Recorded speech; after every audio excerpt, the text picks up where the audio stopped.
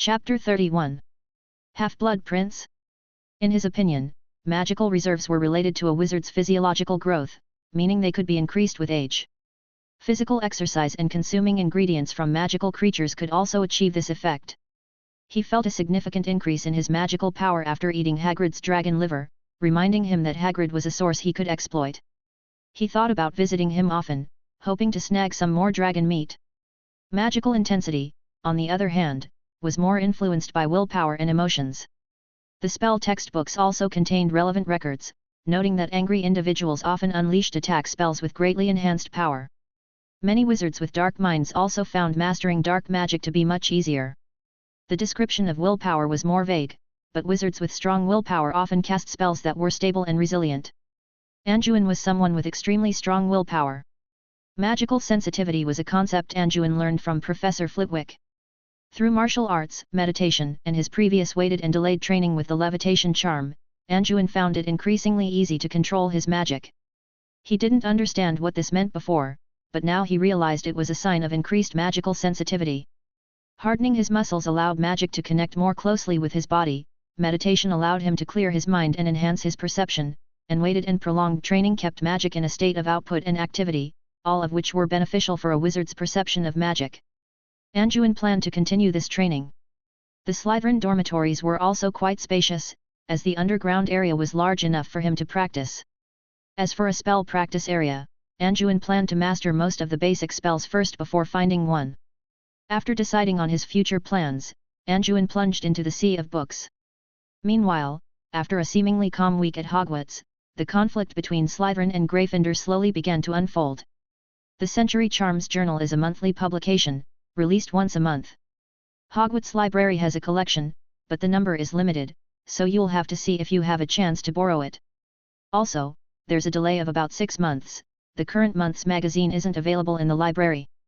This is to protect the publisher's sales, as no one wants directly published material to be obtained for free. You can start by borrowing some past issues, the content is excellent. I also handle some of the editing and reviewing work for this magazine. A half-month later, after Charms class, Flitwick looked at Anduin, who had come to inquire about the journal, and explained to him in detail. I see, thank you, Professor. But if I want to subscribe to the Century Charms magazine directly, what should I do? Anduin didn't want to be 6 months behind others, and he guessed the library probably only had one copy of each monthly issue, which might not even be available to borrow, which would be very annoying. If you have the idea of subscribing, of course, that's no problem. A year's subscription to Century Charms is 24 galleons, which isn't cheap. If you want to subscribe, just give me the money, and I can help you send the subscription letter to the publisher. Flitwick saw that Anduin had the idea of subscribing to the journal, which he considered a sign of a strong thirst for knowledge, so he happily introduced it to Anduin. Are you kidding me? His daily profit subscription was only 5 nuts a copy, and that was daily. The cost of the Charms journal was a bit beyond Anduin's expectations. 24 galleons a year, which was 2 galleons an issue. Many magical textbooks cost about the same. This was a bit expensive for Anduin, but then he thought about it and felt a little unwilling to give up, so he made up his mind. Professor, please subscribe for me for a year, and also buy a copy of the previous 6 months' magazines, if possible. After making up his mind, Anduin no longer hesitated and directly gave Professor Flitwick the money. After paying Professor Flitwick 36 galleons, Anduin instantly felt much emptier. No, this won't do. This isn't a solution. I have to find a way to get some money. My potion plan needs to start preparing ahead of schedule. After a little thought, Anduin made up his mind. After saying goodbye to Professor Flitwick, Anduin didn't immediately return to the Great Hall for a meal. He planned to visit the potions classroom. After a period of cramming, he should be able to quickly master some potion recipes. Searching for old textbooks was neither good nor bad. Finding some old textbooks from the Charms classroom to study was approved by Professor Flitwick, but Anduin hadn't communicated with the 2 professors about searching for old textbooks in the Transfiguration and Defense Against the Dark Arts classrooms. He was already feeling a bit guilty, and Professor Slughorn was the head of Slytherin, so Anduin had always been afraid to do this in his own head's classroom. But since he had made up his mind, he couldn't hesitate. He would do it immediately. After thinking about it, Anduin touched the 6th grade potions classroom. After a while, Anjuin sneaked into the 6th grade potions classroom. He had already visited the 2nd 5th grade potions classrooms before. In addition to getting some potions textbooks, he even found a Veritaserum potion recipe in a locker in the 4th grade classroom. The recipe was sandwiched between a tattered textbook, seemingly untouched for many years, covered in dust.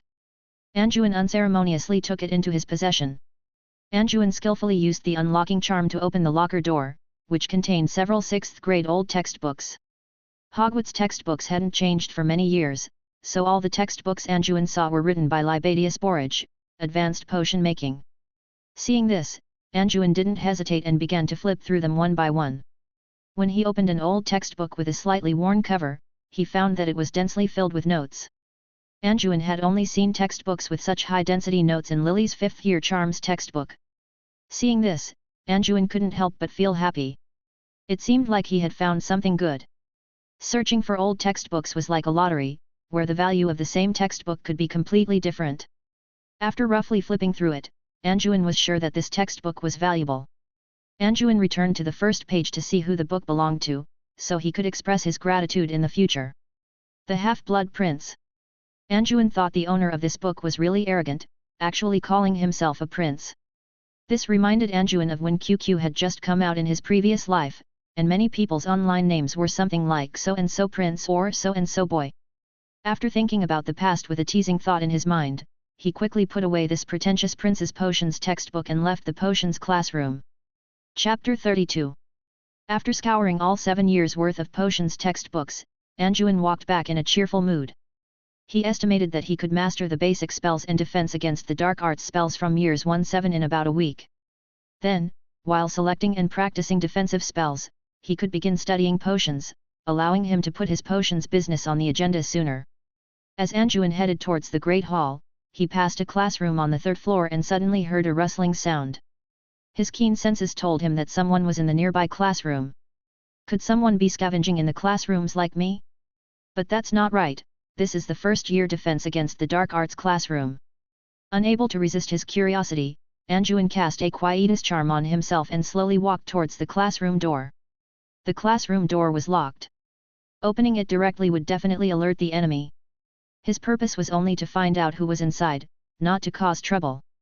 But this didn't stump Anjuin. He raised his wand and pointed it at his ear, casting an amplifying charm. This was something Anjuin had learned at the last dueling club meeting. It contained some of the techniques from the deafening charm counterspell, which could increase a person's hearing several times over. It was discovered by Ravenclaw Senior Quirrell, whose research topic was related to sonic spells.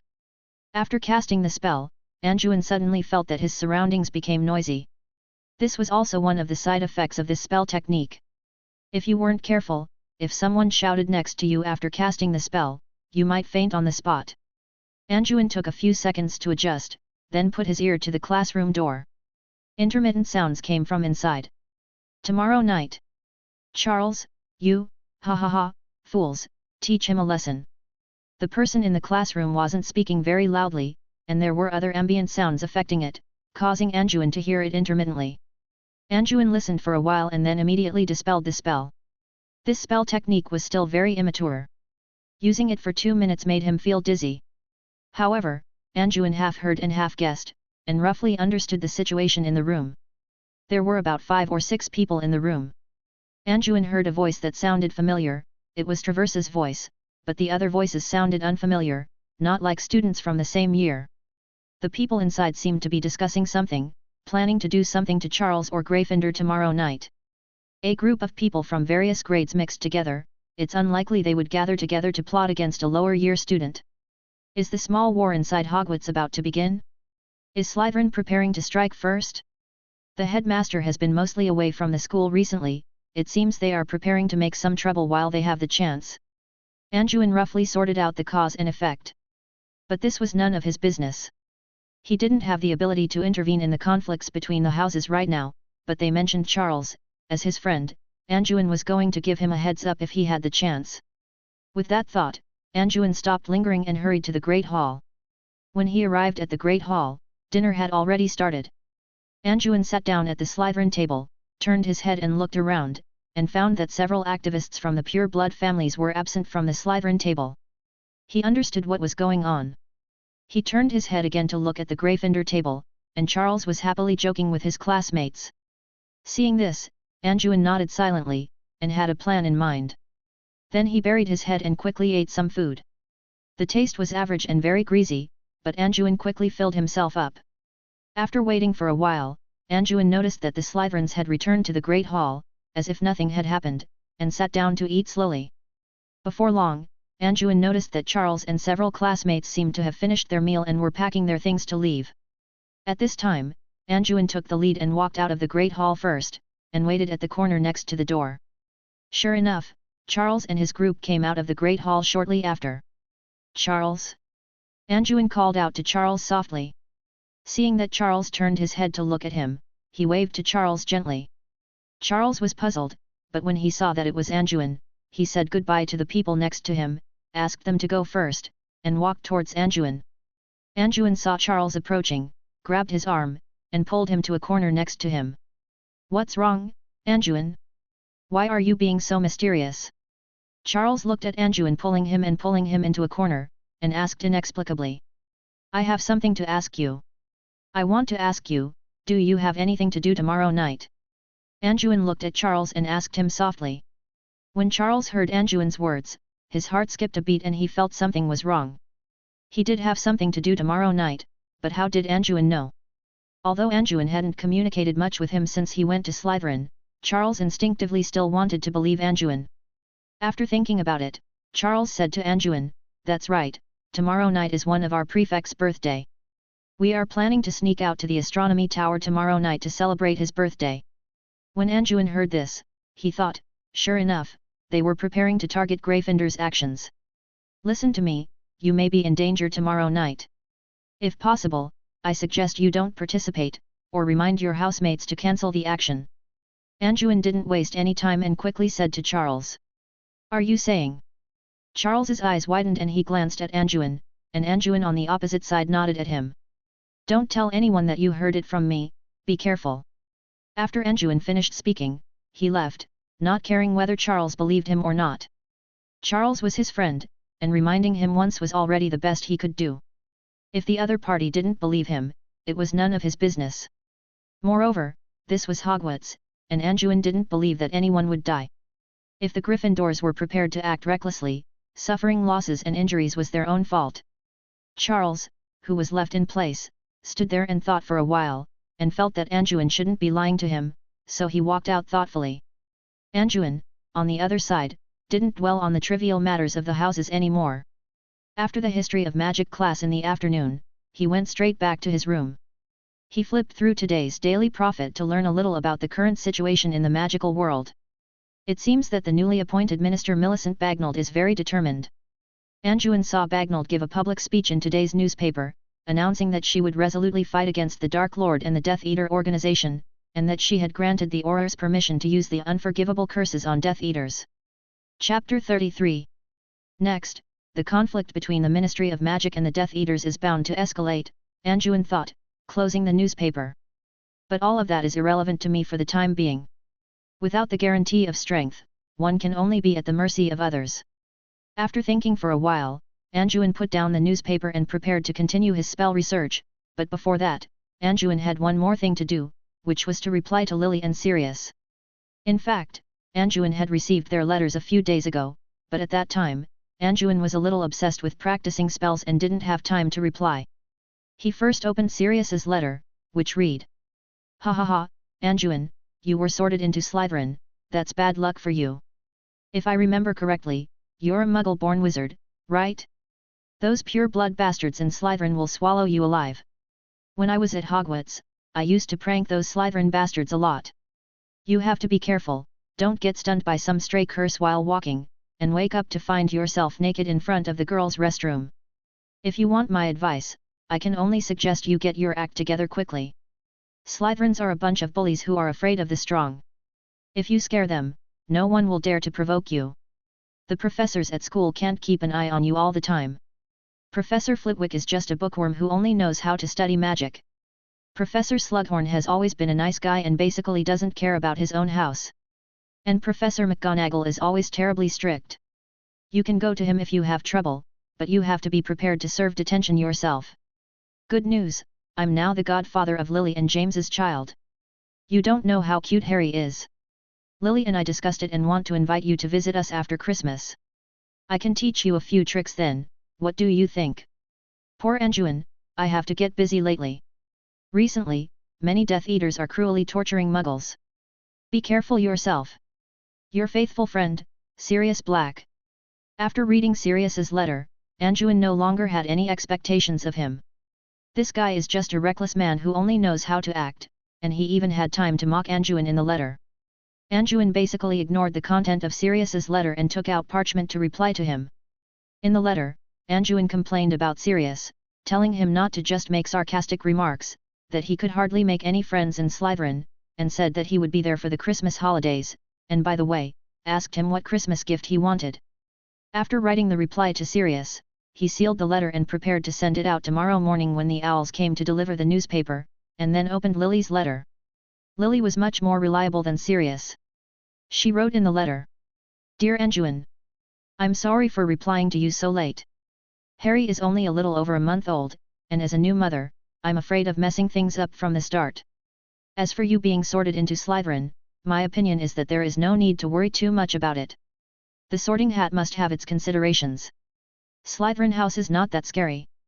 Every house has kind and righteous people. Although some wizards do go astray after graduation, we can't assume that this represents everyone. A friend of mine when I was in school was also sorted into Slytherin house, and we have also encountered wizards from other houses among the Death Eaters we are facing now. Anjuin, you are very similar to me. We are both Muggle-born wizards, but you are different from me. You, who have lived alone since childhood, are stronger than me. I believe you can overcome difficulties. I hope you don't get lost and stay true to your beliefs.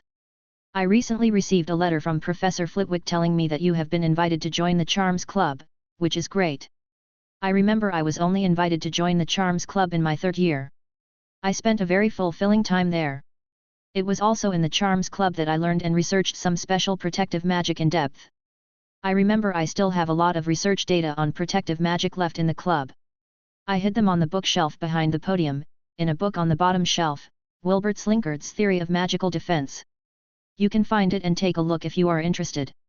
When Harry turned 1 month old, James and I invited Sirius to be his godfather. He seemed extremely happy. We are planning to hold a small banquet after Christmas.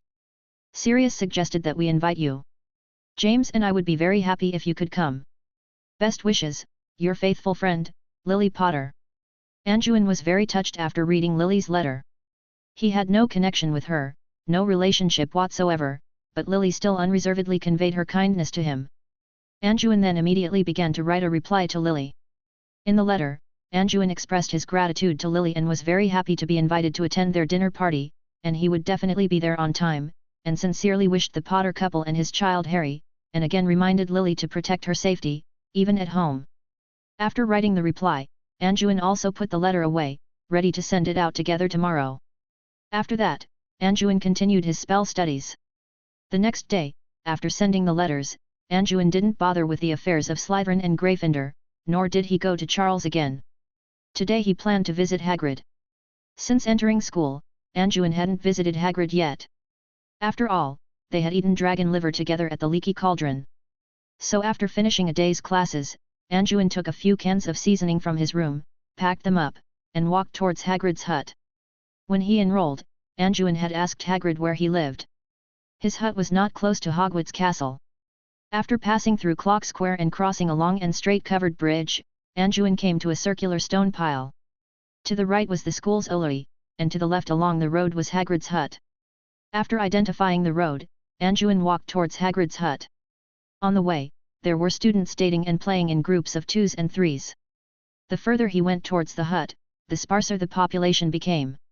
Finally, Anjuin saw a slightly simple hut standing far ahead, surrounded by some thriving vegetables and fruits.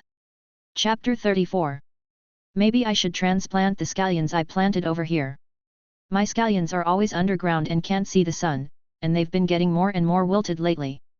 Seeing this vegetable garden, Anjuin's mood suddenly brightened, and his pace quickened, soon approaching the hut.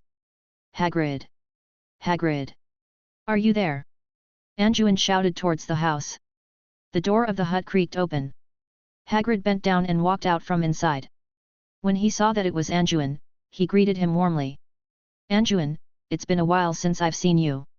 Come on, come in. Hagrid warmly welcomed Anjuin into the hut, and only then did Anjuin have the opportunity to see the full view of Hagrid's house. Hagrid's hut had only one room, with ham, sausages, and pheasants hanging from the ceiling. Inside, there was a fireplace with a huge wooden table and wooden chairs in front of the fire. In the corner of the room, there was a large bed with a patchwork quilt. On the wall next to it hung a coat, as well as many tools such as hammers and axes. Next to the only sofa was a large crossbow and a pink umbrella. Hagrid, your place may be small, but it has everything you need. Anjuin was in a good mood today, especially after seeing the vegetable garden next to Hagrid's hut. Haha, there's nothing to praise about my shabby place. Tell me, what brings you here today? Hagrid scratched his head shyly and quickly invited Anjuin to sit down. I wanted to come see you a long time ago, but I just started school recently, and I need to slowly familiarize myself with many places in Hogwarts. I just happened to be in a good mood today, so I thought I'd come see you. Anjuin grinned, dumped a large bag of seasonings he was carrying onto the table, and climbed onto the large wooden chair in the room. I'm really happy that you came. I didn't even have time to congratulate you on starting school before. Hagrid said, looking at Anjuin with a smile. Only then did Hagrid have time to carefully observe Anjuin, and then he noticed that Anjuin was actually wearing Slytherin robes, and he said in surprise, Good heavens, Anjuin, how did you get into Slytherin? I didn't even notice. Yeah, I didn't expect it either. I got quite a shock when the Sorting Hat sorted me. Whenever Anjuin heard this question, he would always think of that annoying broken hat. But I remember you told me that you weren't Muggle-born? It seems like very few Muggle wizards join Slytherin. Hagrid still said with an exaggerated expression. Yeah, I've always suspected that the sorting isn't very fair, Hagrid. I'm only telling you this. Anjuin liked this simple and honest giant very much, so he prepared to tell him his long-held guess, and said mysteriously. MMM. Hagrid nodded vigorously, staring at Anjuin with wide eyes. You know that which house you're sorted into has always been decided by the sorting hat. I've always suspected that that broken hat is the one causing trouble. When I put on the hat, I clearly heard it say that I was a natural Ravenclaw, but then I argued with it a few times, and then that broken hat angrily sorted me into Slytherin. It must be holding a grudge against me. Anjuin told Hagrid his long-held guess. For Anjuin, denying the result to defend himself was the behavior of the weak, so Anjuin had never shown any dissatisfaction with being sorted into Slytherin in front of others. In fact, Anjuin had already accepted the result, but Hagrid had a childlike innocence that Anjuin rarely saw, so he rarely complained to him. Good heavens, how could this be? But it is said that the Sorting Hat has never made a mistake. Did you do something that made the Sorting Hat particularly angry? Hagrid handed Anjuin a cup and poured water for him while speaking. Does wanting to take it apart count? Anjuin slandered in his heart. Now that you've entered Slytherin, have those bad guys from the pure blood families caused you any trouble? Those people are the worst, and many dark wizards and Death Eaters come from Slytherin. You have to be careful in the future. Hagrid continued, looking at Anjuin. Anjuin didn't know if Hagrid was telling him to be careful about his safety or to be careful not to become a dark wizard, but he still told Hagrid to rest assured. After entering the academy, I basically stayed at home and didn't go anywhere except for class, so don't worry, Hagrid. By the way, let's not talk about those things. Look at what I brought you. Anjuin didn't continue the conversation, but instead changed the topic to food. Anjuin not only liked Hagrid very much, but also liked the place where Hagrid lived. The surroundings were open, the scenery was beautiful, and it made people feel refreshed. He couldn't help but say a few more words to Hagrid. There's chili sauce, sesame paste, bay leaves, soy sauce, sesame seeds. I brought a lot of seasonings. I eat in the school hall, and I'm already tired of the food there. I saw that you planted a lot of vegetables outside your house. How about I cook a few dishes for you to try? Anjuin's spirits perked up when he talked about food, and he said to Hagrid with great interest. Hagrid knew Anjuin's craftsmanship. He had tasted Anjuin's stir-fried dragon liver before, and the taste was the most delicious taste he had ever tasted. Because of this, Hagrid had a particularly deep impression of Anjuin, and he looked at him with special eyes. That would be great. I have a lot of good things here recently. You came at the right time. Hagrid was also very excited when he heard Anjuin talking about food, and immediately introduced him to his collection. Look, this is what Professor Kettleben sent me a few days ago, a pork chop and a large piece of leg of pork from a Tiba warthog. Hagrid opened a large cabinet in the corner of the room, showing Anjuin the ingredients frozen with an ice spell. Anjuin's eyes widened in disbelief. That wasn't just a big piece, the size of the pork chop plus the leg of pork together would be bigger than a whole pig in the Muggle world. Although Hagrid's house only had one room, all the furniture, including the house, was giant-sized. Otherwise, it would be a miracle if this cabinet could fit these two big guys. Is it magical animal meat again? Is it edible? Anjuin asked, looking at the giant pork chop. No problem, the meat is more chewy than ordinary pork. I was going to use the leg of pork to marinate a ham before, and the pork chop was going to be used to feed the fluffy dogs. Professor Kettleburn's fluffy dogs had a litter of cubs and was going to give me one. I'll pick it up after it's weaned. Then I'll have a new member here. So, you're going to use this big piece of magical animal meat to feed the dog? Anjuin almost didn't keep up with Hagrid's train of thought. Had he already reached this level of Versailles? Chapter 35. Hagrid led Anjuin to visit the vegetable garden around the hut, where a large variety of vegetables were planted. However, according to Hagrid, only a portion of them needed to be supplied to Hogwarts, because Professor Pomona Sprout had a large greenhouse with an undetectable extension charm, which grew ingredients that could completely supply Hogwarts' daily meals. Every year, I plant a lot of pumpkins before Halloween and cast an engorgement charm on them for the Halloween feast. And look at these lovely broccoli, tomatoes, potatoes, ginger, cabbages, growing so well. Hagrid boasted to Anjuin about his vegetable garden. In Anjuin's eyes, Hagrid mainly planted Western vegetables, without even a single Chinese cabbage in sight. Anjuin wasn't very interested in this, so he asked Hagrid about the topic he was most interested in. Don't you grow any herbs here? Anjuin actually had another plan in mind when he came to Hagrid's, which was to see if he could get some potion ingredients here. It would be even better if he had a fixed channel to obtain herbs. Herbs? Aren't there many of those in the greenhouse? You know, many herbs are very dangerous. If you're not a professional grower, they can even endanger your life. Hagrid didn't understand why Anjuin was asking this question, but he still honestly answered. Is that so? What about in the Forbidden Forest? Are there herbs inside? Anjuin looked up and saw the edge of the Forbidden Forest not far from Hagrid's hut, and asked thoughtfully. There are indeed many herbs in the Forbidden Forest. I saw a lot of mandrake fruits about to ripen some time ago. However, there are many dangerous creatures in the depths of the Forbidden Forest.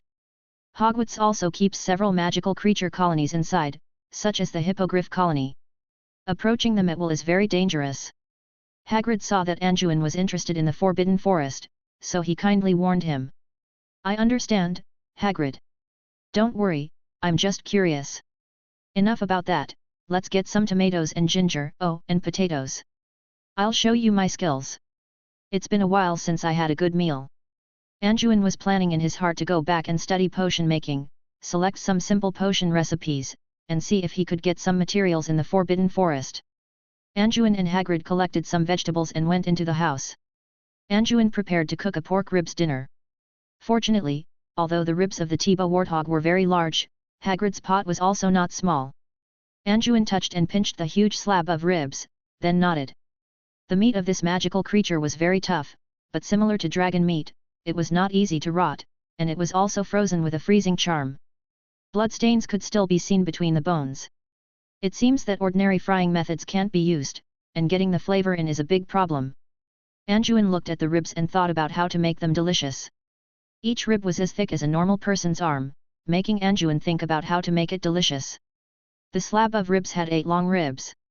Anjuin and Hagrid couldn't eat that much in one meal, so Anjuin asked Hagrid to help cut off 2 ribs, and repeatedly used cutting charms to cut the ribs into small pieces. After washing, he put them in a large basin, and Anjuin personally mixed a large bowl of mixed seasonings and poured it into the basin to marinate the ribs. After repeated marinating, he lit the fire. Hagrid's house had a large pot, like a round tripod without legs. Anjuin set up the pot, poured in oil, ginger, and garlic, and poured in the whole basin of ribs, first stir-frying them until fragrant, then adding water to cover the ingredients, and then covering the pot and waiting. Hagrid watched Anjuin's operation, and couldn't help but feel a little expectant in his heart, but when Anjuin put the meat in and stir-fried it, the aroma made his saliva flow uncontrollably. Hagrid was looking forward to it while peeling potatoes, while Anjuin had already covered the large pot and ran over to help while chatting. "Hagrid, do you think you can get me a piece of land next to your vegetable garden? I want to plant something too." Anjuin asked Hagrid with a smile. "Of course, no problem. I can help you with whatever you want to plant. Come here and play whenever you have time." Hagrid agreed without hesitation, thinking that he would definitely have good food in the future. A large pot of ribs exuded a continuous fragrance, constantly tempting the two people in the house. After cooking for more than an hour, Anjuin tasted the saltiness and saw that the ribs were basically cooked soft, so he added the potatoes, onions, and other ingredients, added a little water, and continued to cook for nearly half an hour. Soon, this large pot of potato-stewed ribs was completed. After opening the pot, bright sauce was rolling inside. Anjuin and Hagrid couldn't bear it anymore, and each took a large bowl and ate it with gusto. "Ah, comfortable." Anjuin rubbed his round belly and sat aside contentedly. It had been a while since he had eaten good food. The food at Hogwarts was actually not bad, but the dishes were very simple. Only these British people could stand eating it every day. Hagrid on the side was still feasting, praising Anjuin's good cooking while eating. Anjuin also smiled very contentedly. It was a kind of happiness to have someone appreciate his cooking skills. While Hagrid was finishing up, Anjuin borrowed paper and pen from Hagrid's house and wrote and drew on it. Before long, Hagrid also contentedly drank the last bit of soup, and the two sat at the table chatting. Time passed quickly. The two spent a long time cooking and eating. Anjuin saw that it was already dark outside, and when he looked at the time, it was almost curfew, so he prepared to say goodbye to Hagrid. "Hagrid, are you going to Hogsmeade or Diagon Alley recently?" Anjuin asked. "I'll go to Hogsmeade in a few days to buy something. What's the matter?" Hagrid didn't know why Anjuin was asking this question, but he honestly replied. "Help me with a favor, see if you can help me collect the current sales prices of potions, and the purchase prices of herbs, and also, can you help me get a craftsman to make this?" Anjuin still didn't forget his potion plan, and prepared to see the current potion market, and also handed Hagrid a piece of parchment, which was the drawing Anjuin had just made in the room. On the paper was a large iron pot and a spatula. Anjuin also marked the size, diameter, thickness, and other specifications on it. "What's this?" Hagrid asked, looking at the things on the paper. "This is a kind of cookware, for cooking. With this, I can make some other delicious food for you here." Anjuin explained. Hagrid, of course, readily agreed to help. As for the potion price issue, although Hagrid was not sure what Anjuin was planning to do, he also readily agreed. Chapter 36. So, after agreeing with Hagrid to come back on the weekend, Anjuin left Hagrid's hut and returned to Hogwarts Castle. Reading. As Anjuin passed through the clock tower courtyard, he heard a crackling sound coming from the astronomy tower. Anjuin thought, it seems these two groups have clashed. I wonder how Charles is, whether he's involved. But Anjuin doesn't plan to rush in and get caught in the middle, or he might be seen as an enemy by both sides. Thinking this, he smiled mockingly, ignored the commotion at the astronomy tower, and went straight back to the Slytherin common room. Back in his room, Anjuin felt full of energy.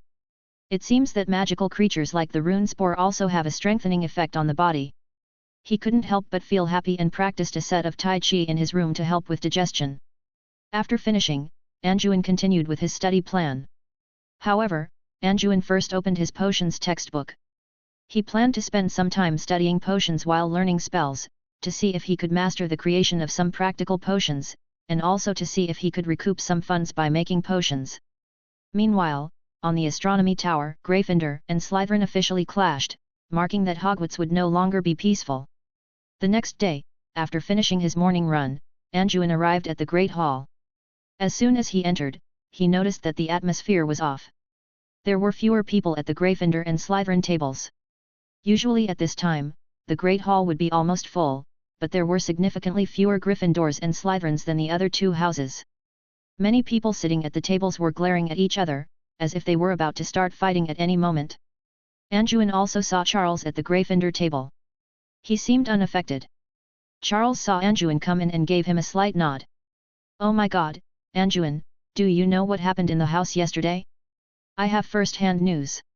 Do you want to hear it?" As soon as he sat down, Vivian leaned over, looking at Anjuin mysteriously, as if urging him to ask. "I don't know, and I don't want to know."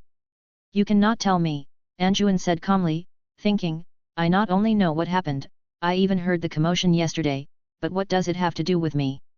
"Anjuin, you're so boring." Vivian deflated when she saw that Anjuin was unmoved, but she still blurted out the news she had gathered. It would be harder to shut her up than to kill her. "Yesterday, someone in our house got wind of it. They learned that Gryffindor was going to sneak out to the astronomy tower for a gathering. As a result, those pure-blood family guys gathered together, preparing to give Gryffindor a good beating.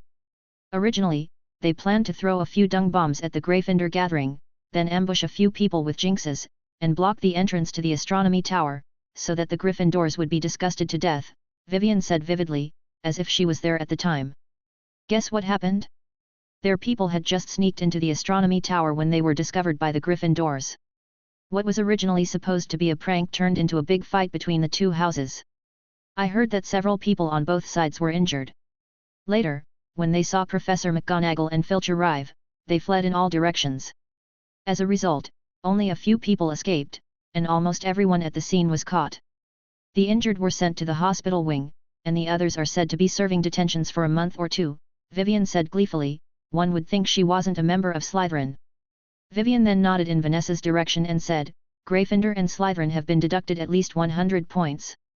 Vanessa is furious. It's only been 2 months since the start of the school year, and it's already like this. We probably won't have a chance at the House Cup this semester." After listening, Anjuin was very impressed with Vivian's information-gathering abilities. She found out the details so clearly. At the same time, he was very contemptuous of Slytherin. They ran out to cause trouble in the middle of the night, just wanting to play a prank? Sure enough, they're just a bunch of kids with no vision. There's really no need for me to waste my time on these little wizards. Thinking this, he stopped paying attention to the farce. Soon, it was time for a new session of the Charms Club. Anjuin arrived at the meeting place early. On the bottom row of the bookshelf behind the podium, he found a book called Magical Defense Theory. He pulled out the book, put it away, found a place, and opened the book. Inside, there were several pieces of parchment filled with content. Anjuin also saw many notes recorded by Lily in this book. It seems that this book also belonged to Lily. After looking through it briefly, he found that it mainly recorded some defensive spells and counter curses, and even explained how to develop a counter curse for a spell. However, there was a lot of content involving ancient runes, which Anjuin couldn't understand at the moment. Ancient runes is an elective course in the 3rd grade. It seems I have to find a way to learn it in advance, Anjuin thought to himself. Before long, the Charms Club meeting began, and Anjuin refocused his attention on the club. Obviously, it wasn't easy to quickly research results in any subject. No one made any major achievements during the discussion session. Professor Flitwick, as the supervising professor, only answered some questions for everyone. However, that Kiro Sr. who developed the amplifying charm seemed to be making rapid progress. His main focus was on the development of sonic spells. The latest demonstration of the amplifying charm could even allow everyone in the room to hear the conversations between the paintings outside the room after casting the spell. Although it was still very noisy, it was a great improvement in terms of penetration. Anjuin was like a little transparent person in the Charms Club, basically just watching and listening, and not expressing any opinions. The other seniors just thought that Flitwick intentionally took care of this freshman and let him come to listen, and didn't expect Anjuin to really understand anything. Anjuin was enjoying it. Senior Kiro's research on the amplifying charm also broadened his horizons and gave him some new concepts for developing new spells. If a new spell wants to be developed, it takes a lot of time to conduct rune research. This also involves the content of ancient runes. To invent a new spell, you must first prepare an underlying rune, just like painting requires preparing a canvas, and then fill the underlying runes with application runes and perform various combinations. During the combination process, you must also pay attention to the stability between the runes. Some runes will have repulsive reactions between them, such as water and fire. There's nothing wrong with combining them, but if you cast spells with this unstable rune structure, it will definitely explode. Chapter 37. Many master enchanters or scholars have accidentally killed themselves while developing spells. And after combining the runes, it's not over. Next, you need to translate them into incantations according to ancient runic phonetic rules. Complex magic also requires gestures. Then comes experimental casting. This is also a dangerous part of spell development. It's like drawing a bridge on paper, whether people can actually walk on it requires testing. Professor Quirrell is currently in this stage. The combination of various runes needs adjustment, the magic power ratio needs adjustment, and the incantations and gestures also need adjustment. Nothing can be taken lightly. This time, Anjuin noticed that the incantation and gestures Quirrell used were slightly different from the last time, and Professor Flitwick also offered many suggestions for improvement. This kind of life-oriented spell isn't very dangerous or complex, but developing it is still cumbersome. Compared to developing new spells, developing application and casting skills for old spells is more likely to yield results, like the extraction spell casting skills Vanessa developed before. These things are still far off for Anjuin, but they still give him a lot of inspiration, and he can also learn a somewhat useful semi-finished spell. In fact, many spells have extremely lengthy gestures and incantations when they are first developed. Normal people simply can't learn them.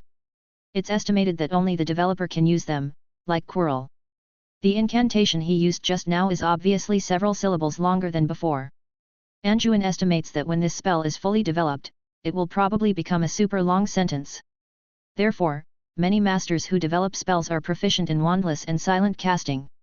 After constructing the rune model in their minds, they cast directly. After the casting experiment is successful, they develop the incantation and gestures. This leads to many spells existing, but the incantations haven't been developed yet, and they are lost due to the death of the wizard or other reasons.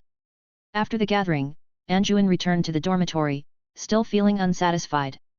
First, he recorded all of today's gains, and then he couldn't wait to start studying Lily's research materials. According to Lily's materials, she studied various protective magics, including many protection methods against curses, the idea of applying responsive runes in alchemical items, and her conjecture about emotional protective magic, which she had been researching, and so on.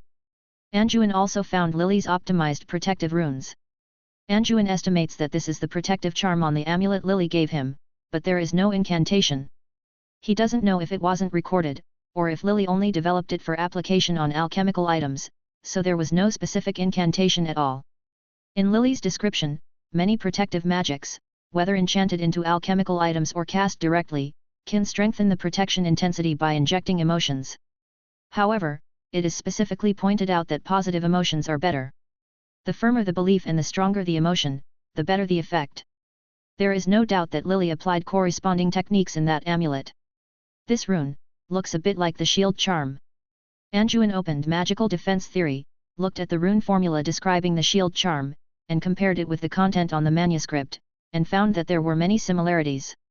Anjuin estimates that this is an improvement based on the shield charm. He just doesn't know what the difference is in strength. Could it be that the only difference is that a dough will be reflected when the rune is activated?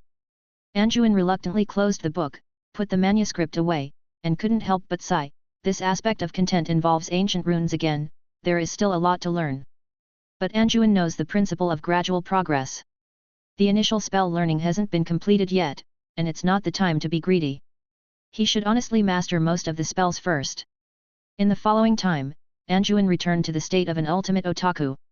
Except for class and meals, he couldn't be seen at all. The conflict between Gryffindor and Slytherin in Hogwarts also completely broke out. The two sides fought fiercely, and students were often attacked by dark curses or hit by prank items such as dung bombs. Professor McGonagall and Professor Slughorn were overwhelmed by these two sides, but these basically only happened among students above the 3rd grade, and the younger wizards were not too affected. Anjuin would never pay attention to these prank-like fights. In his eyes, what is the difference between bloodless battles and playing games? He is only preventing the escalation of the fight and the Death Eaters outside the school. If he wants to have his own foothold, he still needs to be strong himself. On the weekend, Anjuin went to Hagrid's for another private lesson. This time, Anjuin was making barbecue, and he also brought his pot of green onions and planted them in Hagrid's vegetable garden. Anjuin planned to go to Chinatown in London during the Christmas holiday to purchase some vegetable seedlings and buy some more seasonings. After all, it costs too much seasoning at Hagrid's. Anduin held a baked potato in one hand and a grilled pork chop in the other, eating with Hagrid by the hut, enjoying the cool breeze. The large pot Anduin asked Hagrid to order hasn't been made yet, and he also has a little swallowtail dog. Hagrid named it Rhine. He hopes that this puppy will be as majestic as a lion in the future, but in Anduin's opinion, it's better to call it Swallow. This dog with two tails looks more like a swallow. It is said that if you want to raise a swallowtail dog in the Muggle world, the Ministry of Magic will require the dog to have one of its tails surgically removed. Hagrid was frightened when he heard this, and hugged Rhine to comfort it, saying that he would not cut off its tail. But in Anduin's opinion, little Rhine, who was being squeezed tightly in his hand, was the one who was really pitiful. Anduin also got the list of medicinal materials and potion prices that he entrusted Hagrid to collect. Anduin finally had the opportunity to study the plan to make money. He first studied the current price list of potions. The most expensive potion is naturally felix felicis, but Anduin has never considered making money by making felix felicis. That thing is very demanding in terms of materials and production time. The next most expensive are various wound medicines, antidotes, blood replenishing medicines, etc., but Anduin doubts who these potions will be traded to after they enter the market. You must know that both Aurors and ordinary wizards can obtain these potions in hospitals. Then the people who need these potions are likely to be Death Eaters or Dark Wizards, and Anduin doesn't plan to get involved with these people. Apart from wound medicines, the potions that are more suitable for doing business are Elixir of Euphoria, Brain Elixir, Verita Serum, and Elixir of Life. Among them, Elixir of Euphoria and Elixir of Life are mainly in high demand, while Brain Elixir and Verita Serum are more expensive. Chapter 38. However, Anduin didn't plan to consider the Baruffio's Brain Elixir and Verita Serum. The Baruffio's Brain Elixir had strict requirements for materials, and even a slight imperfection could damage the brain. The reason for not making Verita Serum was the same as for healing potions: what normal white wizard would need that? That only left Euphoria Elixir and the Elixir of Everlasting Life to consider. The description of the Elixir of Everlasting Life stated that it was a potion that would never run out, but this wasn't entirely accurate.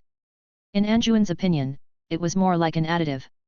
Most potions, as long as you poured in the Elixir of Everlasting Life, would turn into the corresponding potion. For example, Verita Serum, as long as more than a quarter of the bottle remained, would turn into a full bottle of Verita Serum after adding the Elixir of Everlasting Life. Except for rare potions like Felix Felicis, the Elixir of Everlasting Life could perfectly replace them, and its effects were extremely long-lasting. However, some of the ingredients in the Elixir of Everlasting Life were hard to obtain, and the off-campus price was also very expensive, making the cost a bit too high. The Euphoria Elixir was also a potion with relatively high demand. It could make people feel happy after drinking it. During wartime, many wizards used this potion to relieve stress. However, the main ingredient, a complete mandrake fruit, was also quite expensive off-campus. Wait, Anduin suddenly remembered something and turned to ask Hagrid, "Hagrid, I remember you told me last time that you saw a lot of mandrake fruits in the Forbidden Forest that were about to ripen." Yeah, I did see a patch of mandrakes while training in the Forbidden Forest before, and now is the time they're bearing fruit," Hagrid replied to Anduin after a burp. After hearing Hagrid's confirmation, Anduin said, "Well, Hagrid, when are you planning to go into the Forbidden Forest next time? Can I go with you?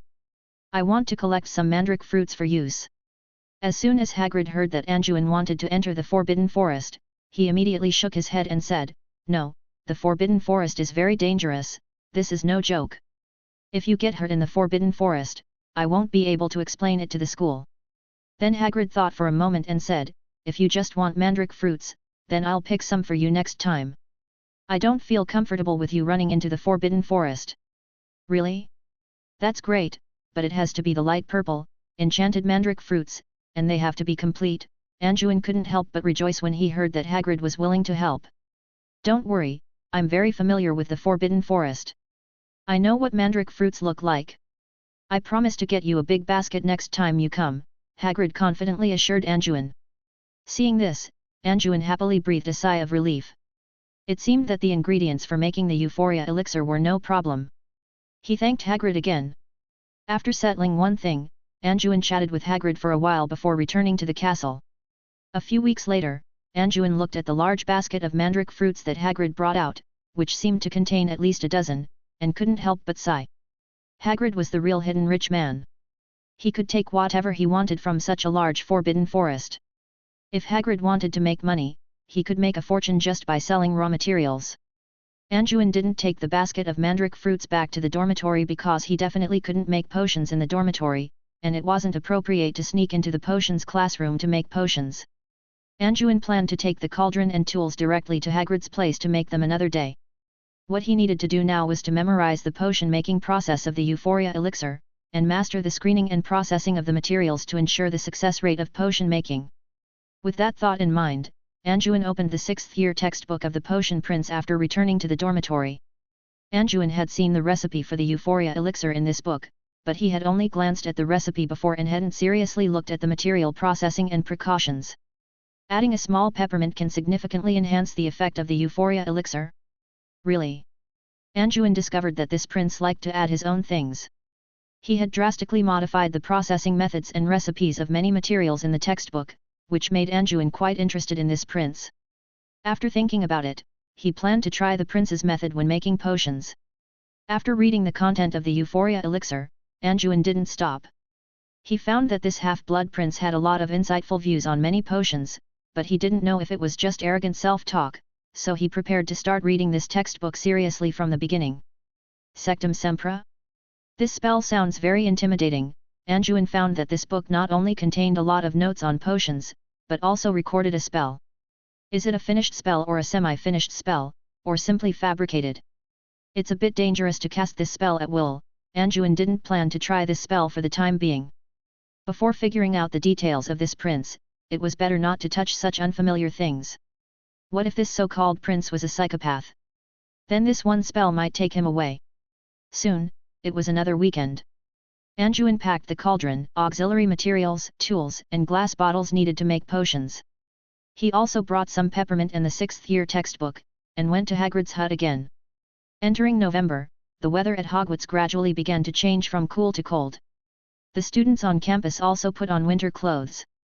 Many students suffered from the flu due to the weather changes. The small frictions between Slytherin and Gryffindor were still numerous, which caused the house points of the two houses to be deducted a lot, but none of this affected Anjuin. Walking on the path, Anjuin pondered that the potions he made could not only be sold, but also be used as Christmas gifts. While Anjuin was planning, he soon arrived at Hagrid's hut. Outside the hut, the green onions planted by Anjuin were growing very well. It seemed that Hagrid also took the time to help him take care of them. He should give Hagrid 2 bottles of potions. At the same time, a stone stove was newly built outside the house. The large iron pot that Anjuin had ordered fit perfectly on it. Anjuin couldn't help but rejoice when he saw it. It seems that the large pot has arrived. After entering the house, Hagrid was also very happy to see him and said, "How about the stove I built outside the house? It's not bad, right? What good things shall we make with that big pot later? Don't worry, I came early today on purpose, just to borrow your place to make some potions. Let's talk about it after I'm done," Anjuin said with amusement, seeing that Hagrid was eager to eat dinner just after noon. After saying that, Anjuin put the materials and potion-making tools on Hagrid's large wooden table and prepared to start. He also asked Hagrid to help keep an eye out, because Anjuin had taken a lot of materials from the greenhouse, and the glass potion bottles for storing potions were also taken from the potions classroom, which made him feel a bit guilty. Chapter 39. After setting up the cauldron, Anjuin first checked the ingredients. The quality of the ingredients had a significant impact on the quality of the finished product. He then began to process the ingredients according to the recipe. One batch of felix felicis required 2 mandrake fruits, 1 whole and unpeeled, and 1 peeled and sliced, with very strict requirements for the size of the slices. Anjuin's hands were steady, and he quickly processed all the ingredients according to the requirements. Next was the timing of adding the ingredients. By observing the color of the potion, the smoke, and the boiling, he would choose whether to add ingredients or stir. The potion-making process went smoothly. Anjuin saw that the reaction of the potion was the same as described in the book, and he felt confident.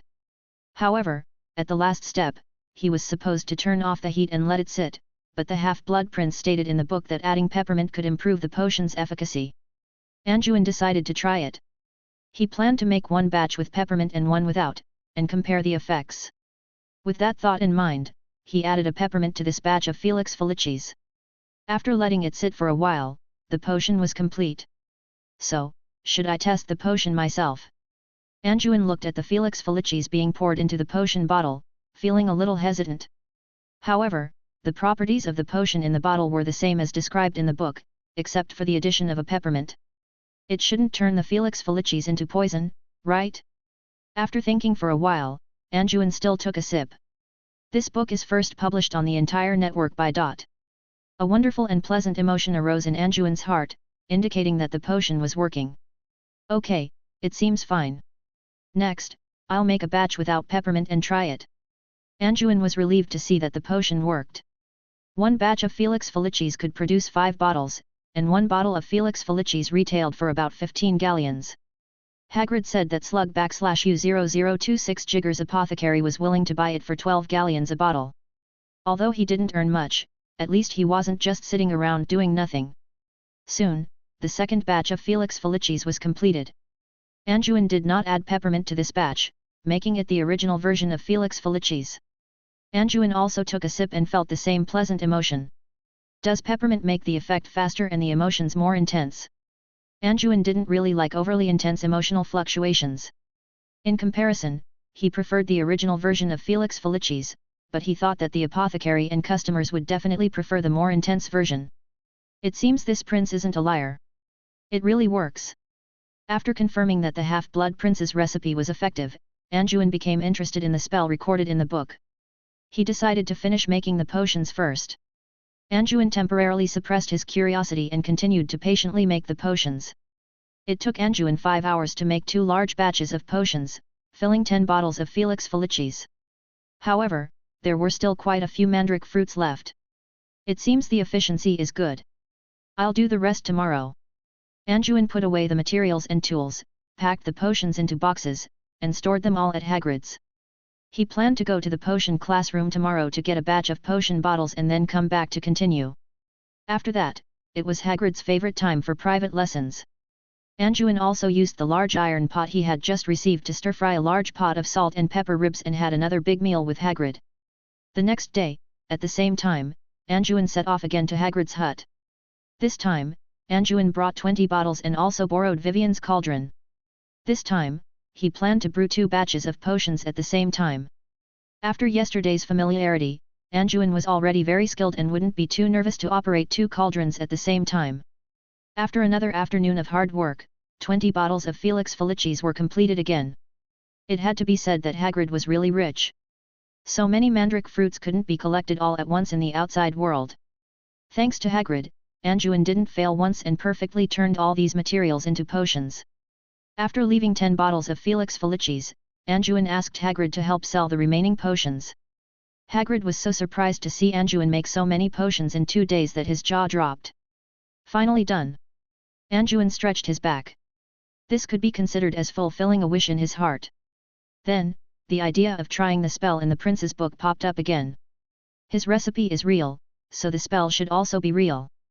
Anjuin thought to himself as he walked out of the hut. He looked around for a target and then walked to an open space. After standing a log that hadn't been split yet in place, he walked to a place a dozen meters away. This distance should be fine, right? After calculating, Anjuin determined that there shouldn't be any danger. Then, Anjuin drew his wand, aimed it at the log in the distance, and shouted, "Sectum Sempra." A nearly invisible blade flew towards the log in the distance at a very fast speed. In the blink of an eye, the log was easily cut in half. Seeing this scene, Anjuin couldn't help but widen his eyes and gasp. He wasn't surprised by the power of this spell, but rather, he had seen this spell before. On the night of his first meeting with Sirius, Anjuin was almost hit by this spell. If it weren't for Lily's charm, Anjuin might have been like this log. So it was you, Snape. Anjuin clearly remembered that the guy named Snape had broken through his 2 barrier spells with 1 spell that night. I didn't expect it, I didn't expect it. You're actually the Half-Blood Prince. Not only do you like to show off, but you're also a Death Eater. Anjuin thought bitterly. If he had the chance, he wouldn't mind using this spell on Snape as well. After thinking for a while, Anjuin walked towards the cut log. He planned to study this spell. The cut of the log was extremely neat, and Anjuin could vaguely feel a trace of magic remaining on the cut. Then, Anjuin put the 2 sides of the log together and used a mending charm on the cut, but the log didn't react at all. Hiss. Anjuin was really surprised now. The destructive power of this spell was too exaggerated. The projectile speed was fast, the destructive power was strong, the concealment was high, and the wound couldn't be healed? I don't know if this spell has a counter curse. If not, it can simply be listed as an unforgivable curse. Even if there is a counter curse, it's an extremely dangerous dark magic. Anjuin frowned and thought. The biggest reason why the unforgivable curses were unforgivable was that these curses had no counter curse, which meant irreversible damage. No, this spell is too dangerous. I can't use it unless absolutely necessary. If I use it, even if it doesn't kill the person on the spot, they'll bleed to death. He thought to himself, preparing to study whether he could deduce the counter curse for this spell in the future. Now Anjuin didn't dare to use this spell at all. If he accidentally injured himself, it would be suicide. Anjuin suppressed the shock in his heart, took a few deep breaths, and then returned to Hagrid's hut as if no one was there. Then, he prepared dinner with Hagrid. Chapter 40. Hey, Anjuin, stop dawdling. The Quidditch match is about to start, and I've never seen one in person before. Do you think I have a chance of becoming a Quidditch player?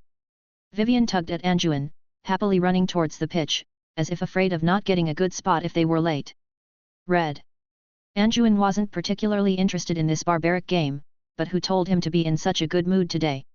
With Hagrid's help, that batch of potions sold smoothly, and the income of 240 galleons eased Anjuin's financial tension. On the way back from Hagrid's, he happened to run into Vivian, who was preparing to watch the Quidditch match. He was in a rare good mood, so he decided to join Vivian in the fun. Anjuin's flying class grades weren't particularly outstanding, they could only be considered mediocre. His advantage might be that his sense of balance wasn't bad, and his flying was stable and didn't make many mistakes, but he didn't put too much effort into it. When he rode a broom, his brain would reflexively start to imagine aerial combat scenarios, but his movement speed wasn't fast, and he was a prominent target, which made him feel that fighting on a flying broom was very unreliable and easily turned him into a target, so he didn't pay much attention to practicing with flying brooms. On the other hand, Vivian had a very good talent for flying. She picked it up quickly, and by the second flying lesson, she could perform some simple flying maneuvers in the air. After discovering that she finally had a class where she surpassed Anjuin, Vivian became even more fascinated with flying brooms. Sure enough, interest is sometimes forced out. Which two teams are playing today? I heard that Quidditch can sometimes last for hours. How can anyone find such a game interesting? Anjuin complained, being dragged by Vivian, his clothes wrinkled, and he couldn't help but stop Vivian. Oh my god, are you even a Slytherin student? Don't you know that our house is playing against Gryffindor? You really don't care about anything except staying in your room every day. Vivian looked at Anjuin with a speechless expression. Anjuin suddenly understood and said, I see why you are so excited. I think you want to watch the excitement more than the game. Vivian retorted unhappily, I want to watch the excitement and the game even more. I'm not like you, who has no fun. You're not interested in anything except books. Then you don't know where the real fun of this world lies. Anjuin rolled his eyes, too lazy to argue with Vivian. Before long, the two approached the Quidditch pitch. Along the way, Vivian kept explaining the rules of Quidditch to Anjuin. Anjuin actually knew all of this. Charles had excitedly introduced Quidditch to them on the train before, but Vivian was a chatterbox. Sometimes, Anjuin couldn't help but want to use a tongue-tying curse on her. It is said that in previous Quidditch matches, some people even drew large machetes and tried to chop off the goalkeeper's head. Hey, isn't that Charles over there? Why is he alone? Vivian, who was still introducing the Quidditch anecdotes she knew, suddenly changed the topic. Following Vivian's gaze, Anjuin also saw that Charles was standing alone at the entrance of the Quidditch pitch. Vivian took the lead and greeted him, Charles, long time no see. Are you here to watch the game too? Why aren't you going in? Why are you staying here alone? Charles saw that it was Anjuin and Vivian and smiled slightly, Vivian, I'm waiting for my classmates. We reserved seats upstairs, and I'm going to lead the way for the latecomers. Then Charles looked at Anjuin and said, I haven't seen you in a while. You always appear and disappear except during class. I can occasionally talk to Vivian, but I can never find you. I never got a chance to thank you for what happened last time. There's no need to mention that matter again. After all, the relationship between our two houses is relatively tense right now, Anjuin didn't want to mention it again, so he hinted. Charles was also smart enough not to mention it again, but this conversation aroused Vivian's gossip soul again, and she couldn't help but look back and forth between the two with her clever little eyes. But as the three were talking, a discordant voice interrupted. Vivian, Anjuin, what are you two doing with a Gryffindor idiot? Mixing with these fools will easily turn you into fools too. Samuel Travers, who was approaching, saw the three talking and couldn't help but step forward and mock them resentfully. Travers, you filthy guy, get out of here, I don't want to see you, Charles said to Samuel with a disgusted expression. It's my freedom to talk to whoever I want, you can't control me, Travers. Vivian didn't give Travers a good look either. Anjuin just stood aside and watched Travers calmly, too lazy to say anything more. When Samuel saw that several people dared to be rude, his expression became even more ferocious, and he mocked sarcastically, "Ha, the Gryffindor idiot and the filthy mudblood are friends, sure enough, they're the same kind of people. Anjuin, you're simply a disgrace to Slytherin. Vivian, I advise you not to associate with such people, do you want to tarnish the glory of the Bulstrode family?" This was just pushing his luck. Anjuin saw that this idiot was still being aggressive, and Vivian was so angry that her face turned red, so he spoke out sarcastically, "Yet, we can't compare to the great pure-blood Travers family. Besides being dogs for the Dark Lord, they also randomly label others. I advise you not to shout so loudly. You know, dogs that bite don't bark, and dogs that only bark but don't bite might be kicked away by their owners one day. Listening to you talk so nicely, your little mouth is like it's smeared with laxatives, constantly spraying outwards. You must have just finished going to the bathroom and eaten your fill before coming here. You, how dare you?" When Travers argued with others, he usually just directly sprayed at them. He had never seen this kind of sarcastic remark before, and his blood rushed to his head. He drew his wand and prepared to fight Anjuin. This was in line with Anjuin's wishes. As long as he dared to make the first move, he would definitely let him know why the flowers were so red. "What are you doing? Why are you blocking the entrance to the pitch and not going in?"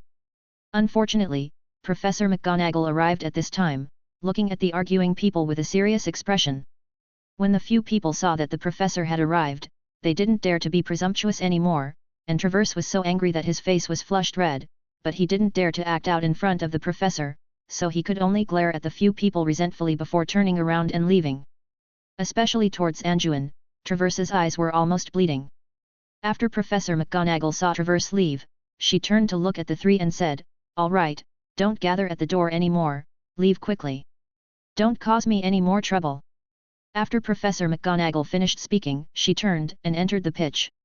Chapter 41. Anjuin, I didn't realize you could be so harsh when you actually curse someone out. Did you see Travers's expression just now? His face was completely red with anger. Vivian covered her mouth and giggled at Anjuin after the others had left Reed.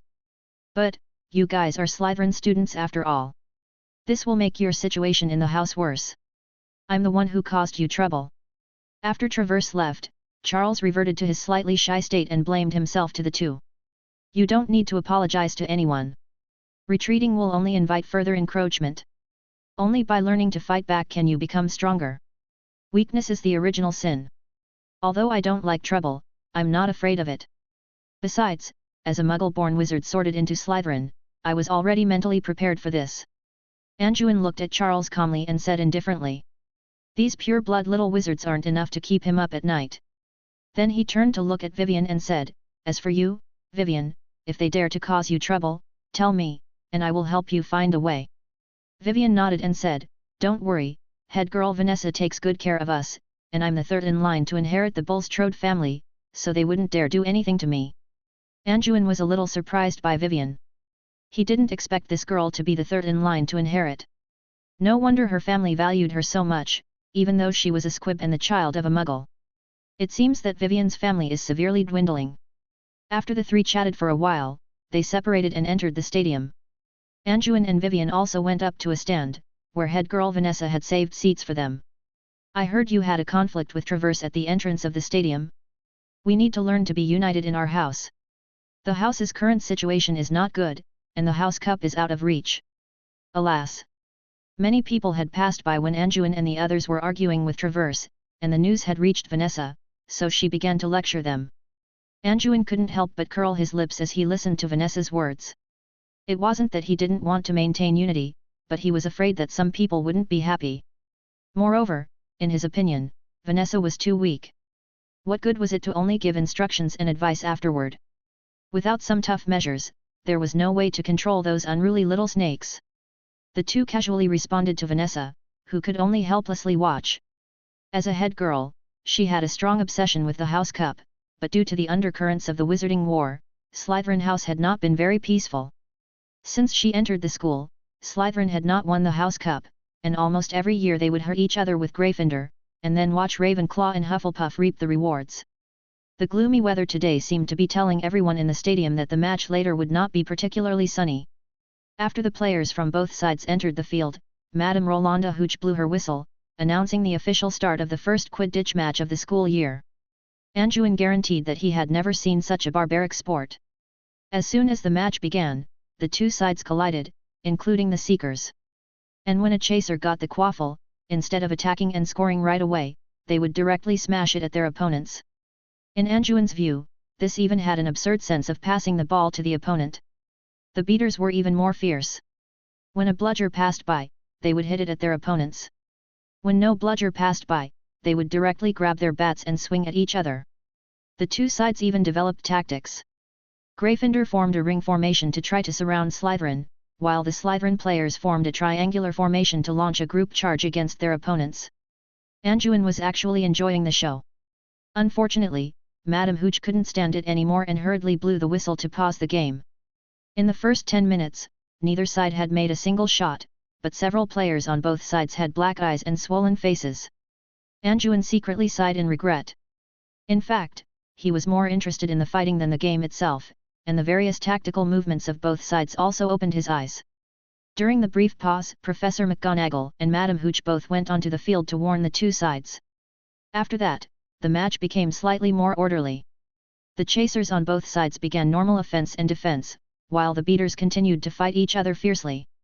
And various fouls emerged one after another, such as double-teaming, elbowing, pulling, kicking. Anjuin even saw a player spitting at his opponent, which gave him a strange sense of familiarity. This scene was very similar to a game he had played in his previous life called Road Rash. Anjuin felt that Madame Hooch was about to blow her whistle until she ran out of breath. Fouls, free throws, fouls, the whole game was going on in this strange atmosphere, and Professor McGonagall on the commentary stand watched this farce with a livid face. The game went on for more than an hour. One Slytherin player had been sent off, and another had been injured and taken off the field, while the Gryffindor seeker had also accidentally fallen off his broom, broken his leg, and been injured and taken off the field. The current situation was that Slytherin only had 5 people left, at a numerical disadvantage, while Gryffindor had one more person but no seeker. It should be known that there were no substitutions in Quidditch. Therefore, although the situation on the field had become 5 against 6, the game could only end if the golden snitch was caught or the captains of the two teams agreed. Judging from the posture of the two captains, it was unlikely that they would communicate in a friendly manner. But Gryffindor no longer had a seeker, so the current situation on the field became that unless Slytherin caught the golden snitch, the game could not end. The current score was 70 to 130, with Gryffindor leading, and Gryffindor had arranged for 2 players to interfere with the Slytherin seeker. As a result, the end of the match for both sides was almost indefinitely extended. Another hour passed, and the score became 110 to 280. Gryffindor had one more person after all, and it became much easier to score. But at this time, the Slytherin seeker completely didn't want to look for the golden snitch. Even if he caught it, he would still lose, so why bother looking? Then this strange game became more and more bizarre. The Slytherin seeker had no intention of finding the golden snitch at all. The Gryffindor side seemed to have realized something, so they began to contract their defense, no longer attacking aggressively, and tried to conserve their energy. Although the Slytherin side attacked very fiercely, they originally had fewer people than the other side. One of the 5 people was still a seeker, which was equivalent to 4 against 6, and they couldn't attack at all. Chapter 42. In Anjuin's eyes, the game had become like this: the Slytherin seeker was wandering around the field, trying to interfere with the other players, but just not trying to catch the golden snitch. Several times the golden snitch flew right in front of his face, but he just ignored it. The Gryffindor players, afraid that further offense would make the game even more distant and endless, huddled in front of the goalposts to defend. The remaining Slytherin players attacked while trying to open up the situation. Anjuin clicked his tongue. This game probably wouldn't end for a while, and he didn't want to waste his time here. He told Vivian beside him and left the field alone. In the distant stands, Traverse noticed Anjuin leaving and smiled sinisterly. He whispered a few words to Randall Rosier beside him, and the two also left their seats and exited the field. Anjuin, walking in front, quickly noticed the movement behind him. The tracking of these little devils had no skill at all, it could be described as blatant.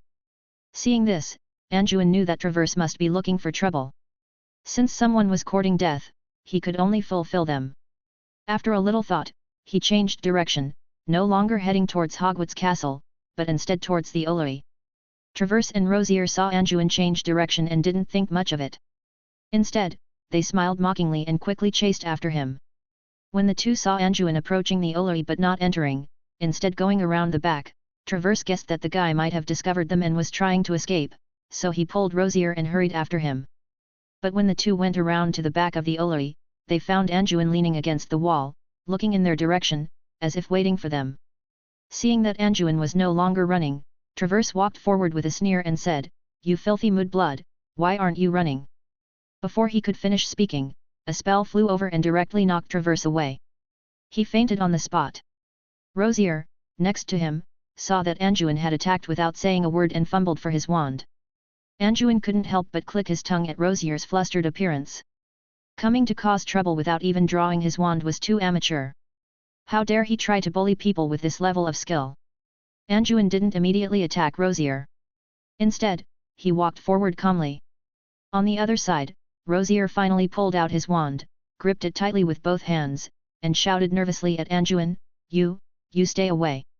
If you come any closer, I'll. Anjuin became even more contemptuous of Rosier's embarrassed appearance and said, "If I come any closer, what are you going to do? Are you going to commit suicide?" Rosier became even more nervous upon hearing Anjuin's words, thinking that Anjuin was going to kill him. Did he lure them to this deserted corner to kill them and silence them? Under emotional stress, Rosier closed his eyes tightly and shot a spell with a "ah" sound, holding his wand in both hands. But the accuracy of this spell was too outrageous. It brushed past Anjuin, several body lengths away, but the power of the spell made Anjuin look at him with new eyes. Oh! It seems that tension and fear can also increase the power of a spell. Anjuin stroked his chin, thinking. Then he glanced at Rosier, who was shouting loudly, and said to him, "Stop shouting. Even if you shout your head off, no one will come to save you." But after hearing Anjuin's words, Rosier not only didn't quiet down but shouted even louder. The wand in his hand also fired spells wildly, but these spells all flew past Anjuin. Anjuin was annoyed by this guy's shouting. He waved his wand and directly disarmed Rosier, then walked forward and kicked Rosier to the ground. Then, he stepped on his chest with his right foot, leaned over, pointed his wand at the other's throat, and said coldly, "Want to die?" Rosier was in pain from the kick and couldn't breathe from being stepped on. He could only beg for mercy loudly, "Don't kill me. It's all Traverse. It's all his fault. It's none of my business. I was just dragged here by him." Anjuin took a deep breath, feeling a little depressed. Why were these pure-blood families so difficult to communicate with? Could it be that inbreeding had caused their brains to become stupid? "Shut up! I told you to shut up! I don't want to say it again." Anjuin's cold gaze made Rosier's hair stand on end. He swallowed and finally stopped talking nonsense, instead coughing frantically, probably because his voice was hoarse from shouting and his chest was being stepped on. Seeing this, Anjuin lifted his foot from his chest, squatted beside Rosier, and said, "Are you scared?" Rosier gasped for breath and replied hoarsely, "Scared, scared." Anjuin asked again, "Will you dare to provoke me again in the future?" How dare Rosier say yes? He hurriedly said, "No, I won't dare. I will stay far away from you in the future. I will also warn Traverse not to provoke you." "Hehe, there's no need for that. If he wants to come and cause me trouble, you can encourage him to come." "Don't be polite with me," Anjuin said with a smile. Rosier thought Anjuin was saying the opposite and hurriedly replied, "No, I won't dare. I will drag him away from you in the future." Seeing that this guy was already frightened, Anjuin reached out and pulled Rosier up. Rosier's legs went weak as he stood up and he was about to sit down again. Anjuin helped him stand steady with a strong lift, then reached out to pat the dust off Rosier's body, and said with a smile, "I'm serious. You don't have to stop this guy from coming to cause me trouble in the future, but if you're willing, you can tell me in advance." Hearing Anjuin say this, Rosier knew what he meant. He was preparing to make him an informant, but if he didn't agree now, he didn't know what Anjuin would do to him. Looking at Anjuin's increasingly unkind eyes, he could only say, "This, okay, but if I get caught, I'm finished." "Don't worry, if you listen obediently, I will protect you, Rosier. Have you heard of protection money?" Anjuin looked at Rosier with a smile, as if he had seen a beautiful woman. Hearing this unfamiliar word, Rosier was confused and could only ask nervously, "Protection money? What does it mean?" Anjuin explained with a smile, "It means you give me 10 gold galleons every month, and I'm responsible for protecting your safety." Rosier shuddered all over when he heard this. Wasn't this extortion? And he called it protection money? Was there any justice left? But seeing that Anjuin was smiling at him now, but the hand holding him was pinching him tightly, he could only ask nervously, "But what if I don't have that much money? What if I can't pay?" Chapter 43. Hehe, aren't you pure-blood families all rich as hell? Do you even care about this little bit of money? If you don't have money, just ask your family for it. Of course, if you don't give it, then I can only not protect you, Anjuin said, emphasizing the word protect, with an evil smile on his face, staring quietly at Rosier. Rosier felt the strength of the hand holding him increase, his face contorting in pain. Even if he was stupid, he knew what this meant. Not protecting him meant he would suffer. Instantly, Rosier felt his Hogwarts career plunge into darkness, but now he could only bite the bullet and agree. Seeing Rosier agree with an unwilling expression, Anjuin rolled his eyes and thought for a moment, then said, "Rosier, I won't make things difficult for you. If you really don't have money to pay in the future, you can also use other things to replace it." Seeing this, Rosier quickly asked, "What things?" Anjuin smiled and said, "Information, your Rosier family's ancestral collection of books, of course, those I haven't read, or..." At this time, Anjuin glanced at Traverse, who was lying next to him, and said, "You let this guy bring money to cause me trouble. Anything I get from him can be used to offset your portion." After saying that, Anjuin released Rosier and walked to Traverse, searching him up and down. Sure enough, he found a bag of money. Anjuin counted it, and there were actually 12 gold galleons and 6 sickles. "Look, isn't this enough to cover your share for this month? Next month, I'll round it down for you, and charge you 8 gold galleons for protection fees. In the future, if you have any major contributions, I'll have additional rewards. How about it? Isn't this condition pretty good?" Anjuin smiled at Rosier. Does this guy have some misunderstanding about rounding down? Shouldn't rounding down only be 7 gold galleons? Rosier muttered in his heart with dissatisfaction, and glared at Traverse with disgust. If it weren't for this guy, how could he have provoked this evil star today? But now that Anjuin had even taken the money, he had no choice but to agree. Seeing that Rosier was very sensible, Anjuin smiled and said, "Very good, cooperate well, and I won't mistreat you. Also, if you have any information now, you can tell me now, whether it's on or off campus, as long as it's valuable, I'm very fair." After saying that, Anjuin put his hand on Rosier again, tightly gripping the other's shoulder. Rosier was pinched so hard that he felt pain, and couldn't help but become nervous again. His mind raced, and in a moment of panic, he blurted out, I remembered, once at a gathering, I heard a third-year senior, Quake Wilkes's senior, bragging to us, saying that his uncle was preparing to find trouble with the Order of the Phoenix around Christmas. Of course, this may just be him bragging, and it may not be true. Are you sure? Anjuin's eyes suddenly became sharp, staring fixedly at Rosier.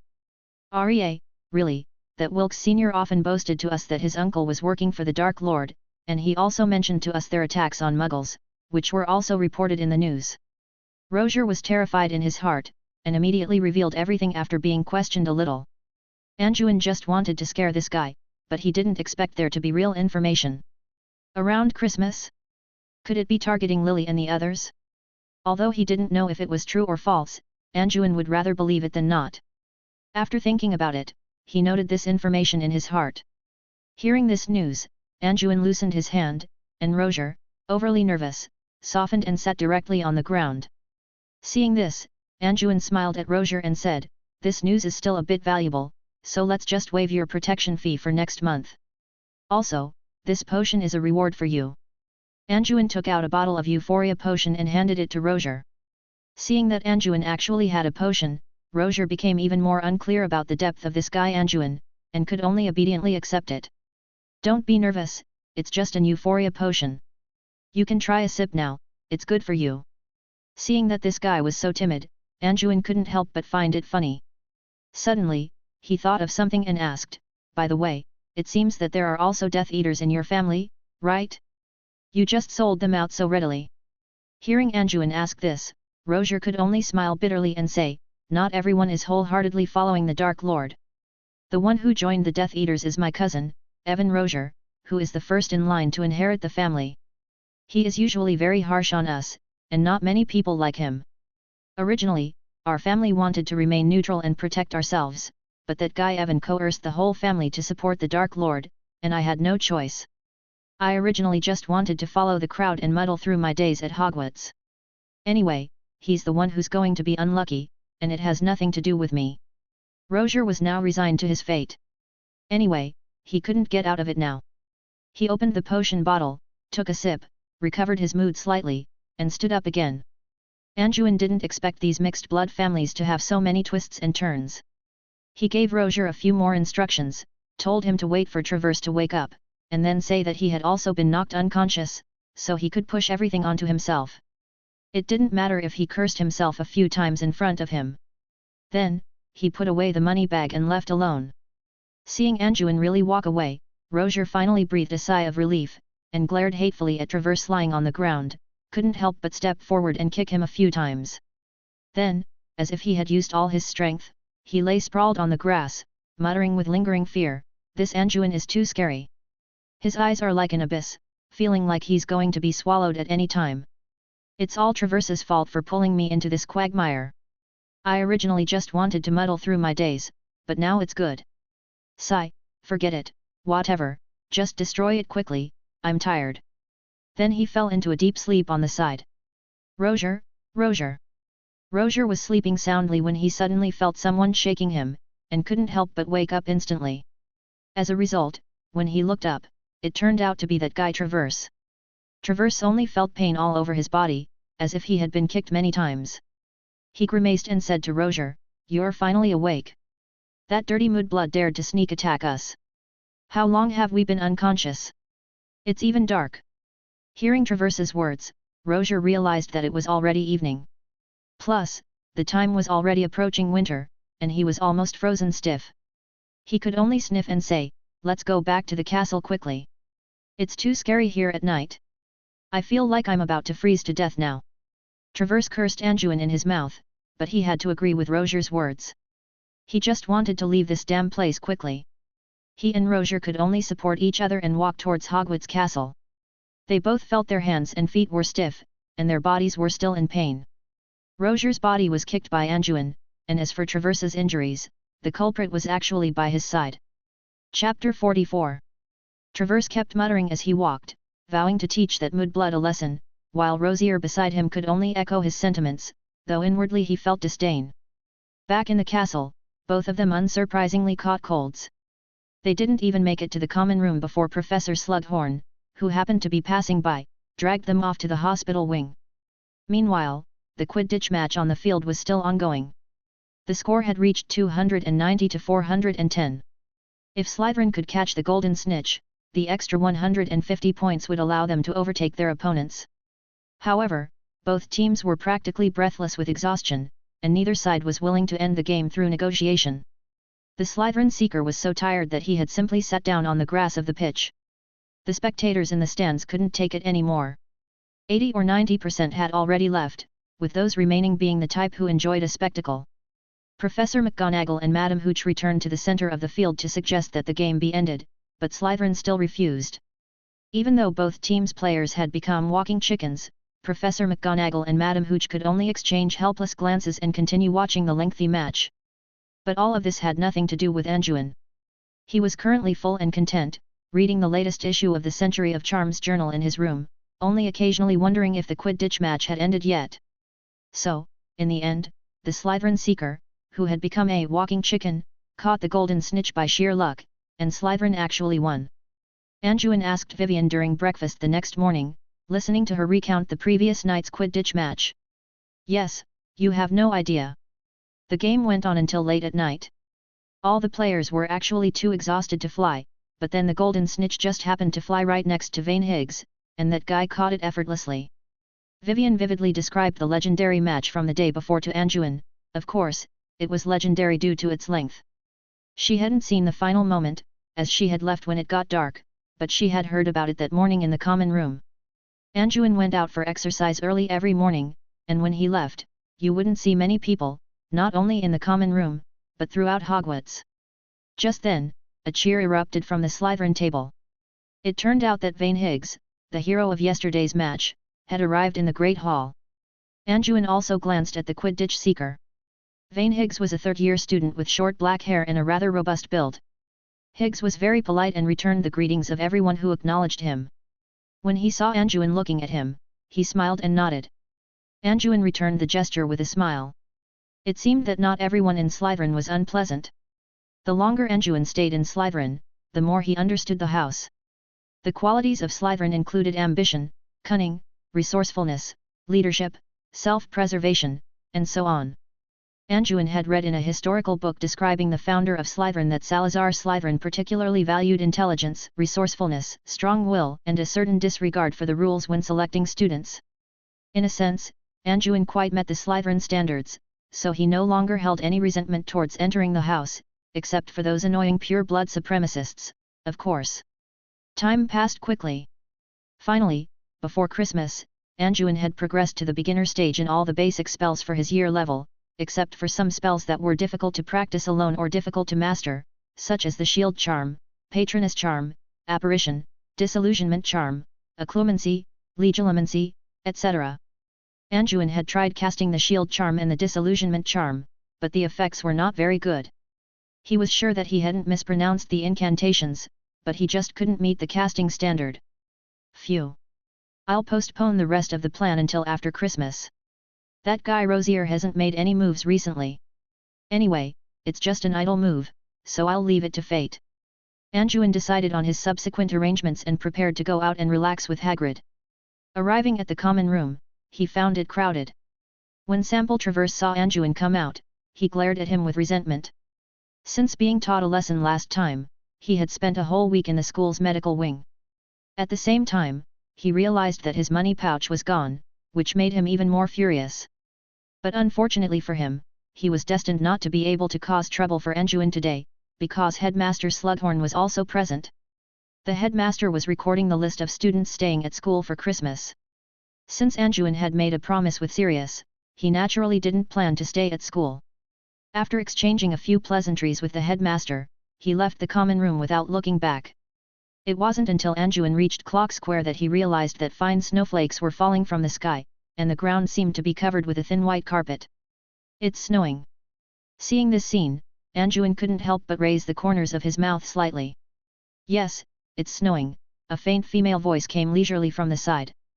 Anjuin turned his head and saw a girl who looked familiar. After a moment of recollection, he realized that it was the girl who had shared a boat with him when he first entered Hogwarts, who had later been sorted into Ravenclaw. You are, Oriana. After a slight recollection, Anjuin remembered her name. It's rare that the Slytherin ghost remembers my name, Oriana chuckled, exhaling mist and joking with Anjuin. The Slytherin ghost? Are you referring to me? The Slytherin ghost is the Bloody Baron, are you mistaken? Anjuin asked strangely, hearing Oriana use a strange name to address him. That's the nickname that we first-year students gave you. Although not every house has classes together, we can always see each other. But many students haven't seen you for a month or two, and many people doubt whether you even exist as a student. So, someone spread the rumor that you are not actually a person, but a ghost, so they gave you the nickname Slytherin Ghost. Isn't it interesting? Oriana giggled as she explained to Anjuin. I'm not a person. This was the second time Anjuin had heard someone describe him like this. Only then did Anjuin realize that he had been living a secluded life for a long time, so long that some people even doubted his existence. Chapter 45. However, before he had enough strength to stand on his own, Anjuin didn't dare to be careless. Oriana, who was next to him, thought that Anjuin was staring blankly ahead in the snow, looking silly and completely ignoring her. Her big eyes rolled around, and a mischievous smile appeared on her face. Then, she bent down and made a snowball in the snow, aimed it at the back of Anjuin's head, and threw it playfully. But just as the snowball was about to hit, it was suddenly frozen in mid-air. Anjuin turned his head, glanced at the snowball, and without any movement, the snowball flew towards Oriana at an even faster speed, hitting her face directly. The force sent Oriana tumbling to the ground. After sitting up, Oriana didn't seem to realize what had happened and looked at Anjuin in a daze. "You are too weak." After leaving Oriana with a light sentence, Anjuin turned and left the clock tower square. Oriana, who was still stunned, watched Anjuin walk away. After a long while, she shouted with a red face, "What a psycho!" Anjuin, who had walked away, didn't realize that he had done something particularly macho. He still had a thoughtful expression, wandering aimlessly in the snow. Gradually, the surrounding snowflakes seemed to be commanded, slowly swirling around Anjuin. But Anjuin seemed to have no reaction at all. At this moment, Anjuin entered a mysterious state of comprehension, as if he had grasped something, but also as if he hadn't grasped anything. When he came to his senses, he had already walked straight to the edge of the forbidden forest. And around him, the snowflakes surrounded him, like a nebula composed of spiral stars. At this moment, with the thought, the snowflakes around him swirled up into the sky like being caught in a storm. "My levitation charm. It seems to have broken through some limitations." Anjuin sensed the snowflakes around him, as if he could control them at will, instead of having to concentrate to control a certain object to float and move as before. Now, as long as he is within a certain range of his body, anything that can be affected by the levitation charm can be influenced by him, including these snowflakes, including the air, and possibly even water, and so on. "It seems that I can't stay cooped up for too long.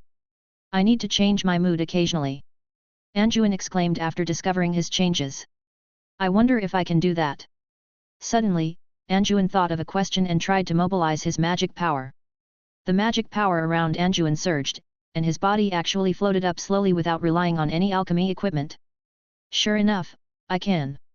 Doesn't that mean I can fly without a broom in the future?" The question Anjuin had just realized was whether he could use the concept of the levitation charm to make himself fly after his control was improved. He had tried similar methods before, but no matter how he cast the spell, he couldn't make himself float. Anjuin floated in the air half a meter above the ground, up and down, back and forth, having a great time. After playing for a while, Anjuin landed on the ground, thinking about the application prospects of this function. In his opinion, it was not very ideal at present, because he had just tried it and could only fly to a height of 5 or 6 meters at most, and it was very difficult to go higher. And the speed was not as fast as a broom, but it was really cool. With exercise, I should be able to gradually increase the speed and height, right? Anjuin calculated. However, today's harvest has been very great. A timely heavy snow allowed Anjuin to make great progress in his magic control ability in this state of near enlightenment. Anjuin could feel that not only the levitation charm, but also his perception of the magic power of his whole body was closer. He took a long breath, gathered his thoughts, turned and left the outskirts of the forbidden forest, identified the direction, and walked towards Hagrid's hut. Since Anjuin's enlightenment in the snow, he no longer stayed in his room all day. He would occasionally come out to walk around, look at the snow scene, and chat with Vivian. However, the Christmas holiday was approaching soon, and Anjuin packed his luggage and stepped on the train, preparing to return home. Inside the steam train, Anjuin and Vivian sat face to face, chatting and watching the snow scene outside the window. Charles wanted to take the train with his friends from the academy, so there were only 2 of them left in the carriage. "Anjuin, what are you writing? Do you have any plans to go anywhere after Christmas?" "My father is going to take me to France for vacation. I heard that the perfume there is very famous. I wonder if my father will give me a bottle." Vivian looked at Anjuin, who was writing and drawing, and continued to talk about the holiday. Hearing Vivian talk about the topic, he realized that this girl also lived in the Muggle society before returning to her family. Perhaps it was for this reason that the 2 of them had no generation gap. "France? Then you have to take a few more photos." I'm planning for Christmas. I'm thinking about what gifts to give to my friends. By the way, what Christmas gift do you want? Anjuin was really not good at giving gifts. If it was according to his own preferences, Anjuin would directly give some books, but he estimated that not many friends would like it. If I tell you directly what I want, then wouldn't I have no surprise when the time comes? Would you tell me what gift you want if I asked you? Vivian rolled her eyes at Anjuin. It would be best if you could give me a set of collection of magic symbols. I've been looking at that set of books for a long time, but it's too expensive, or a set of 200 standard potion bottles would be good. Anjuin raised his head, looking at Vivian with bright eyes. He knew that this girl's family was quite wealthy. It would be best if he could receive some good things. Vivian didn't expect Anjuin to be so direct, and then she turned her head away angrily, ignoring him. Anjuin didn't understand what Vivian meant, whether she would give it or not. But he didn't think much about it, but instead consulted Vivian about the gift problem, saying, "What kind of gift should I give to a family who just had a baby? My original idea was to give a few children's toys. What do you think?" Vivian looked at Anjuin, who was so heartless, and couldn't do anything about him. After thinking for a while, she replied, "What toys can a child play with just after birth? His parents must have bought everything that can be used.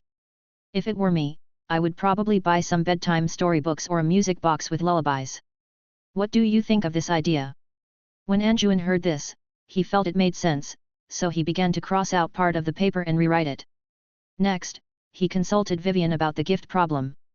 Anjuin belonged to the ultimate straight man. In terms of human relationships, it would be fine if the other party was a man, but he had no clue when it came to figuring out the minds of girls. Chapter 46. Soon, the train arrived at platform 9 3/4. After promising to write to each other during the holidays, they got off the train and onto the platform. After saying goodbye to Anjuin, Vivian left with her family who had come to pick her up. As Anjuin was about to leave alone, he suddenly spotted a familiar figure and couldn't help but laugh. "Sirius? What are you doing here?" "Haha, I was just worried you'd be lonely and bored arriving all by yourself. I happened to be passing by, so I thought I'd pick you up. What do you think, are you surprised?" Sirius was wearing a brown coat, and his shoulder-length hair was slightly styled, still revealing a wild and unruly expression. "I think you're the one who's lonely and bored. I bet you only thought of picking me up because you had nothing else to do," Anjuin said, seeing through Sirius's thoughts and mocking him mercilessly. "I offer you kindness, and you repay me with ingratitude. I was worried you wouldn't have any friends, so I'm showing you concern, and you don't even thank me. By the way, who was that little girl who got off the train with you? Is she your girlfriend?" Sirius said to Anjuin with a smile and a playful scolding, then asked with a grin. "Did you never talk to any girls when you were at school? Why are you so curious about this? If you want to find a girlfriend, I can introduce you to someone. What do you think of Madame Pants from the Hogwarts library? You know, your friends even have kids now, it's not right for you to be alone." Anjuin knew what Sirius was like, so he didn't hold back. "Ha ha ha ha, I'm destined to be surrounded by beautiful women my whole life, never getting attached to any of them. What do you little kids know?" Sirius felt that Anjuin's temperament was very compatible with his, and he didn't treat him like an outsider at all, speaking without any reservations. The two of them teased each other as they left the station. Anjuin followed Sirius to the station parking lot and walked to a motorcycle with a sidecar. "What do you think, isn't it cool? This is my baby, I don't let just anyone ride it." "You're lucky today," Sirius said as he threw Anjuin a helmet. Anjuin looked at the motorcycle speechlessly. "You're taking me on this in the middle of winter? Aren't you afraid the cold wind will freeze you, stupid?" But considering that Sirius had made a special trip to pick him up, he could only reluctantly get into the sidecar. "What, I specially drove my little baby to pick you up, and you're not happy? You know, this baby of mine can not only drive on the ground, but also fly and turn invisible," Sirius said, looking annoyed at Anjuin's expression. "Oh? It's a magical item." Anjuin hadn't expected that. After getting on, he couldn't help but touch it here and there, preparing to study the principle of this thing. "Hey, be careful, don't touch it randomly, you can't afford to pay if you break it. Tell me, where do you live, I'll take you there." Sirius was exasperated by Anjuin's small movements.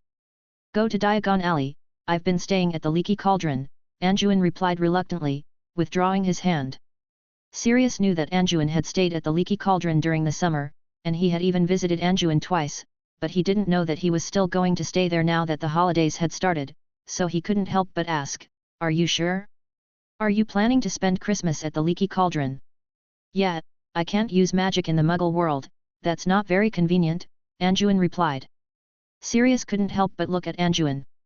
Only then did he realize that Anjuin was an orphan, but it would be too pitiful to spend Christmas alone in a bar, so he couldn't help but ask, "In that case, why don't you stay at my place?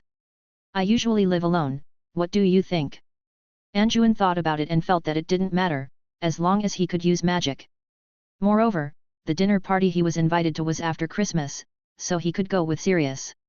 He nodded and said, "Okay, as long as I'm not bothering you." Sirius laughed and said, "Haha, I'm not afraid of being bothered, just don't mind that my place is messy." "Then it's settled, let's go." With that, Sirius started the motorcycle and sped off. After driving through an empty street, Sirius raised his hands, and the motorcycle soared into the sky. The two of them were travelling in the sky above London, but everyone seemed to not see them. This was probably the invisibility that Sirius was talking about, but it was really cold. The biting cold wind blew on Anjuin, making him feel once again that this broken car was really unreliable. How could Sirius stand it? Unable to bear it, Anjuin couldn't help but release a transparent barrier in front of him, finally blocking the biting wind. Sirius drove Anjuin to a street in a Muggle neighborhood. After driving for a while on the street, they stopped in front of a small villa. There was even a garage here. After parking the car, Sirius led Anjuin into his home. "Come in, welcome to my humble abode. I ran away from home when I was 16 and have been living here ever since. I've spent many years here." The house wasn't very big, just 2 floors. Downstairs there was a living room, fireplace, kitchen, and bathroom, and upstairs there were 3 bedrooms. There was also a small courtyard behind the house. But as soon as Anjuin entered the house, he was choked by a strange smell and started sneezing. The house was fully furnished, but everything was placed in a mess. The floor looked like it hadn't been cleaned for a while, and the dining table in the room was covered with stains, looking greasy. After entering the kitchen, Anjuin also found a pile of pots and pans soaking in the sink, some of which were even moldy. Sirius felt very comfortable. After entering the house, he lay down on the stained sofa and said to Anjuin, "There are 2 guest rooms upstairs, you can choose one to stay in. But if I get busy, I won't have time to take care of you, you'll have to find your own food." Good heavens, are you still a wizard? Are you usually too lazy to use a scour jiffy on your house? How can you even live in this environment? Anjuin looked at Sirius speechlessly. What's wrong with it? The most important thing about a house is that you live comfortably. Don't you think I'm living very comfortably? Sirius said with an indifferent smile. Anjuin couldn't stand such a dirty environment, but after all, it wasn't his place, so he carried his luggage upstairs first, wanting to see if the rooms were just as messy. Anjuin walked into a guest room. The environment inside was all right, probably because no one usually lived there. Except for the dust covering the floor and desk. After looking at the environment, Anjuin put down his luggage and owl cage, opened the window, waved his hand, and a gust of air swept through the house, wrapping the dust on the floor, bed, and desk into a ball and sending it out the window. Chapter 47. Immediately afterward, Anjuin took out his wand and cast 7 or 8 scour jiffy charms inside the house, followed by aguamenti to thoroughly rinse the room, leaving no corner untouched, including the walls and ceiling. After draining the water used to wash the room out the window, he cast several drying charms. After a while of busy work, Anjuin was finally somewhat satisfied with the room. At that moment, Sirius' voice came from downstairs, "Hey, I have to go out for a bit to meet some friends. Just stay here and don't worry. I'll bring back dinner later. If you get too hungry, there are a few Muggle restaurants nearby. There's an Italian place with pretty good pizza. Be careful by yourself and don't let any Muggles see you doing magic." After Sirius finished speaking, he popped away with a crack, operating from the spot. Meeting some friends? Probably going to an Order of the Phoenix meeting, Anjuin thought, then stopped dwelling on it and continued cleaning the room. After a while, the room finally met Anjuin's standards. Anjuin walked downstairs and once again frowned at the state of the house. He also noticed that Sirius had quite a few Muggle appliances, including a refrigerator, a radio, electric lights, and even an oven, probably built into the house. It was a shame there wasn't a TV. Anjuin wandered around the living room on the first floor and couldn't stand the mess any longer. He rolled up his sleeves, ready to thoroughly clean the entire house. If you can't even do housework properly, how can you guarantee the will to fight? Anjuin grumbled about Sirius before starting to work. First, Anjuin went to the kitchen, turned on the faucet, and waved his wand. The pots and pans in the sink lined up in the air like soldiers, each one coming to the faucet in turn. Under Anjuin's command, they were rinsed clean, then moved to the side to be wiped with a cloth. After cleaning, they were washed again, repeating the process 3 times, before finally being cleaned with a scour jiffy charm. At the same time, Anjuin used aguamenti to rinse every corner of the kitchen while using cleaning charms to remove stubborn stains. After a long while, the kitchen finally became clean and tidy. Afterward, Anjuin went to the living room and repeatedly used cleaning charms and aguamenti on the oil-stained and dirty sofa, but the effect was not obvious. The dirt seemed to have merged with the fabric of the sofa. So stubborn. Anjuin muttered, stroking his chin and pondering. Suddenly, he thought of a good idea. Immediately, Anjuin pointed his wand at the sofa again, but this time he didn't use a cleaning charm. Instead, he used the extraction charm he had learned at Hogwarts, employing unique casting techniques. Under the effect of the spell, the stubborn stains on the sofa were extracted piece by piece. I never thought that after learning this spell, I would first use it for cleaning, Anjuin thought with a wry smile. Moreover, the effect of this spell was too good. The sofa, after having the stains extracted, looked as clean as new. Discovering a new use for the extraction charm, Anjuin repeated the trick, cleaning the carpet, table, and floor on the first floor in turn. This was faster than using cleaning charms. Before long, Anjuin had cleaned every corner of the entire first floor and rearranged the furniture, so they were no longer askew. Afterward, Anjuin cleaned Sirius' refrigerator, throwing away all the moldy, unidentifiable objects and running to the nearby Muggle supermarket to restock with food. Mission accomplished, Anjuin said, looking at the renovated hall, his mood becoming cheerful. In the evening, around 8 o'clock, the Muggle streets outside were empty of pedestrians. The houses were brightly lit, and some were already filled with Christmas decorations. Sirius was carrying a pizza box, strolling leisurely toward home. Sirius banged open the door, ready to walk in as usual, but suddenly seemed to be startled, backing out of the house. He looked around outside, muttering, "That's right, the outside of the house is mine, but why don't I recognize the inside?" As if wanting to confirm, he walked into the house again, only to see that all the furniture, carpets, and curtains looked like they had just been bought. The air was filled with a sweet fragrance, and the lights seemed brighter. But none of that was the main thing. Why was there a Christmas tree next to the fireplace in the living room? The Christmas tree was decorated with small pendants depicting lions, snakes, eagles, and badgers, and a golden star adorned the top. Sirius called out uncertainly, "Anjuin!" A young man walked out of the kitchen, with a pair of dark eyes and black hair that didn't reach his ears, casually spread out. He was wearing an apron and holding a large plate of roast lamb. It was Anjuin. He placed the lamb on the clean and tidy dining table with an expressionless face, nonchalantly saying to Sirius, "Ah, you're back. Good news, your oven still works, and it's quite good." Only then was Sirius completely sure that this was his home. He held his head in his hands, looking at Anjuin in disbelief, saying, What did you do to my house? I was only gone for a few hours, how did it become like this? And what's with this Christmas tree?" Anjuin looked at Sirius with a slightly puzzled expression. "What, isn't it a good thing that his house is cleaner?" But he still replied, "It's nothing. I thought your house was a bit dirty, so I just cleaned it up a bit. As for the tree, I saw an uncle selling it when I was at the supermarket, and I thought you didn't have any Christmas spirit, so I bought one. The decorations are made with transfiguration, how about it? Not bad, right?" Sirius still felt like he was living in a dream, speechless. "You call this just cleaning it up a bit?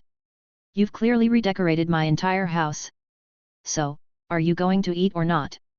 Anjuin asked, untying his apron and sitting at the dining table. "Eat?" Sirius could only say fiercely upon seeing this.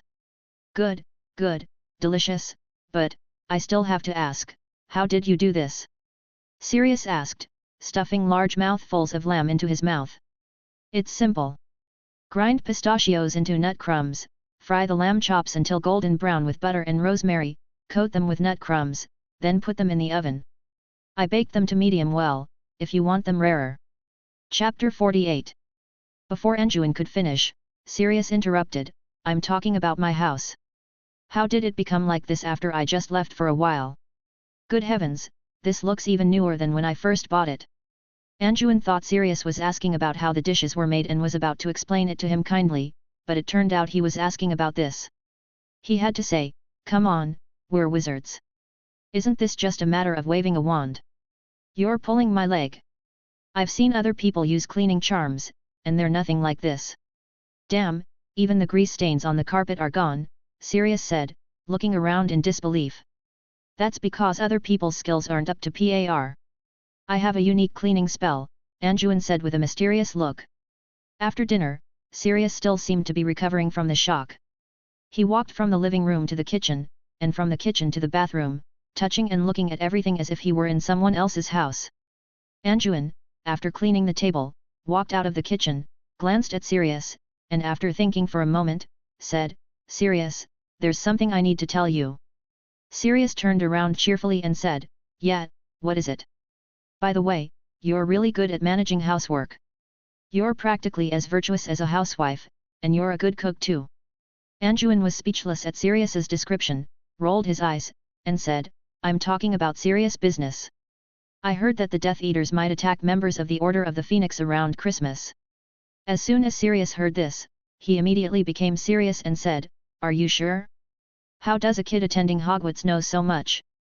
Then you should know that this student attending Hogwarts was sorted into Slytherin, Anjuin said to Sirius with a playful look. Sirius raised his eyebrows upon hearing this and said, are you saying? Anjuin walked to the fireplace, sat on the sofa next to it, and motioned for Sirius to sit down as well, saying, that's right. I heard it from a senior Slytherin student. His name is Quake Wilkes. He said he heard it from an elder in his family. Do you know any Death Eaters named Wilkes? The identities of Death Eaters are often kept secret. I only know a few people, but I do have an impression of this Wilkes. He's very close to Snape, Avery, Mulciber, and Rosier. I've long suspected that guy, but the Ministry of Magic says there must be concrete evidence to arrest these guys, but they all wear magical masks when they're in action, so unless they're caught on the spot, it's useless, Sirius said bitterly. You mean, even if you already know who some of the Death Eaters are, unless they're caught on the spot, even if they run up and wave in your face, you can't do anything to them. Anjuin looked at Sirius in disbelief. Didn't these people know what suspects were? Wouldn't they detain and interrogate them? Or was there some other force preventing them? Sirius narrowed his eyes, as if recalling something unpleasant, and said, that's right, but the situation has improved a lot since Millicent Bagnold came to power. In the past, even if someone made evil remarks or secretly tortured Muggles, they couldn't be directly convicted even if Muggles identified them. There were many people in the Ministry of Magic and the Wizengamot Council who secretly supported the Dark Lord. Sirius paused and then continued, however, Millicent Bagnold's attitude is very firm, and Dumbledore is constantly lobbying members of the Wizengamot to support her. Now, the means that can be used are much broader than before. In the past, we could only passively defend, which was very passive. Then can't you directly take those suspected Death Eaters away under the pretext of assisting in the investigation or something? Anjuin was very surprised by the low efficiency of the British Ministry of Magic and lamented the intense internal political infighting. It's still not possible in this regard. Some people don't dare to offend the Dark Lord, and some even support the Dark Lord. Moreover, many Death Eaters are members of pure blood families, and they have intricate relationships with many Wizengamot members. Without solid evidence, we can't act at all, Sirius said helplessly. Then you must quickly contact the Order of the Phoenix and tell them to be careful and vigilant. If you can prepare well, maybe this is an opportunity. If the external environment cannot be resolved, then you can only find a way from within, Anjuin said to Sirius. Sirius stood up and paced back and forth in front of the fireplace, thinking about something. After a while, he nodded and said, that's right. I must quickly notify Dumbledore. Whether the Death Eaters will really show up or not, it's good to be prepared, but if the Death Eaters discover that we have an ambush, they will definitely investigate the reason for the leak, which may put you in danger. Sirius considered that, first of all, This warning message from an underage wizard, although he himself attached great importance to it, he was not sure whether it was necessarily accurate. Secondly, if the attack really happened, the Death Eaters were likely to investigate themselves, and Anjuin, who was related to the leak of the message, might be in danger. After thinking for a while, Anjuin thought that although there was this possibility, his news was actually obtained from Rosier, and it was unlikely that he would be exposed. If he was really exposed, he might as well just stay in Hogwarts in the future. After thinking it through, Anjuin said, "My source of information is very secret, and it's unlikely that anyone will notice it's me, so there's no need to be particularly concerned. Besides, I'm not a pushover either. Have you forgotten who saved your life?" As soon as Sirius heard Anjuin mention this, he immediately became unhappy and said, "You need to understand that without you getting in the way, I could have killed those two idiots anyway. The only reason you weren't injured by the Death Eaters is because you were lucky." After saying that, he came to the fireplace, pulled out his wand, and cast a spell on the fire. Before long, the face of an old man appeared on the charcoal fire, and it was vaguely recognizable as Dumbledore. "What's wrong, Sirius? It's rare for you to contact me directly in this way." Dumbledore, composed of charcoal fire, looked at Sirius. "It's like this, I have a situation to report to you." Sirius relayed the information Anjuin told him to Dumbledore again, and also put forward his own guesses. Very important information. Anjuin, is it? I remember, I heard you and Lily mention him before. I didn't expect him to be living in your house. I will personally host a meeting of the Order of the Phoenix tomorrow. Could you please bring Anjuin along? After all, some things need to be confirmed in person, Dumbledore said. Chapter 49. Sirius heard this and turned to confirm with Anjuin, "Is it okay, Anjuin?" Anjuin didn't mind at all, and he was quite eager to see the so-called Order of the Phoenix, so he nodded and said, "No problem." Dumbledore in the Flames also nodded and said, "Yes, a very straightforward young man. This makes me even more certain of the authenticity of the information." "Thank you, Anjuin." Anjuin also replied plainly, "You flatter me, Professor. I'm just trying to protect myself. After all, I'm a Muggle-born wizard. A modest young man. Then it's settled. I'll notify Sirius in advance tomorrow. The location remains the same." After Dumbledore finished speaking, he disappeared into the flames. "All right, Anjuin, get some rest. I'll personally take you there tomorrow." Sirius stretched and laughed after speaking. "Okay." At this moment, Anjuin wasn't thinking about the Order of the Phoenix or the Death Eaters, but about the communication magic Sirius had just used.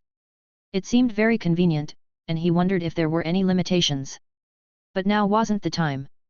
He planned to find an opportunity to learn it from Sirius. The next day, Sirius didn't sleep well that night. Anjuin, considering privacy issues, didn't clean Sirius's room.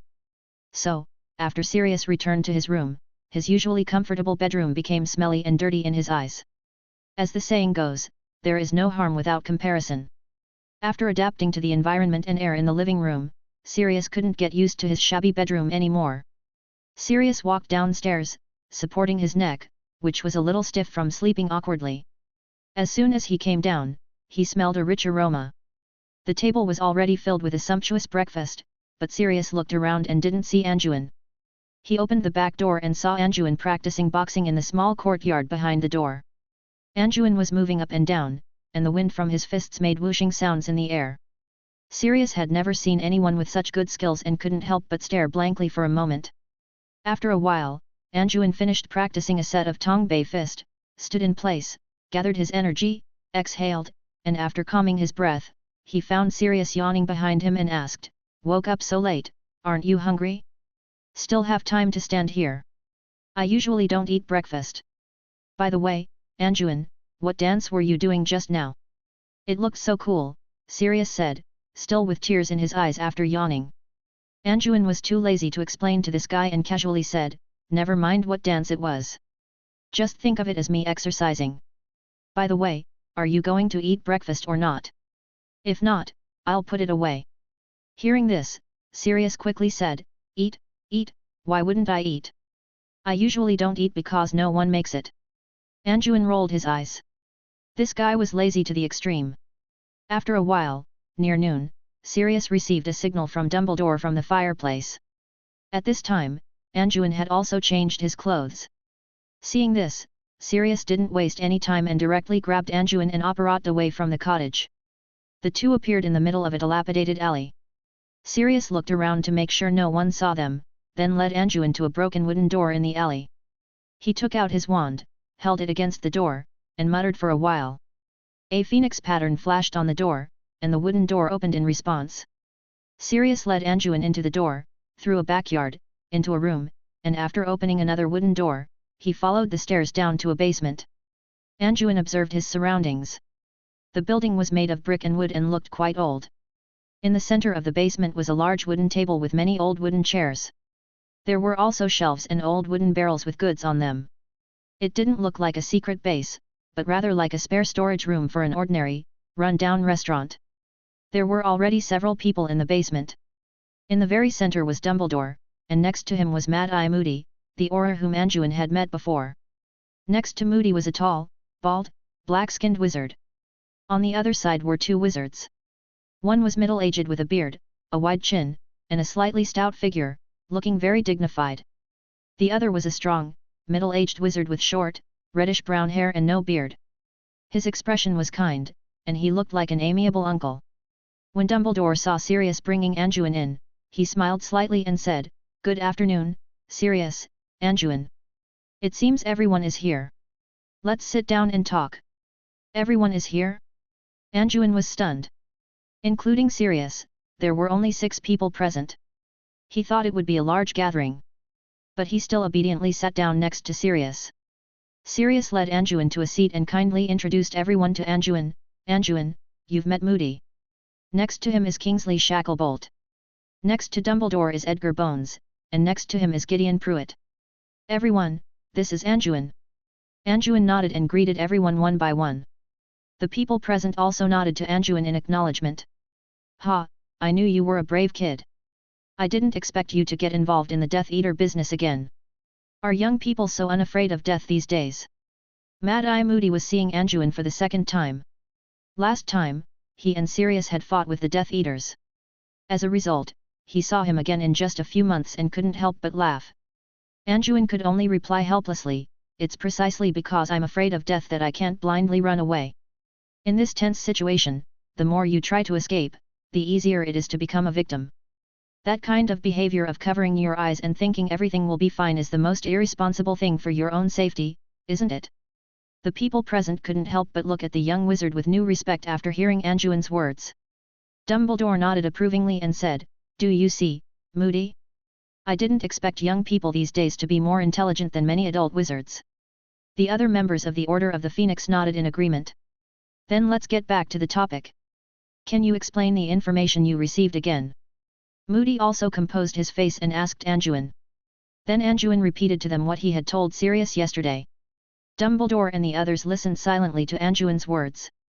After Anjuin finished repeating, he asked thoughtfully, "So Anjuin, what is your opinion on this matter?" Chapter 50.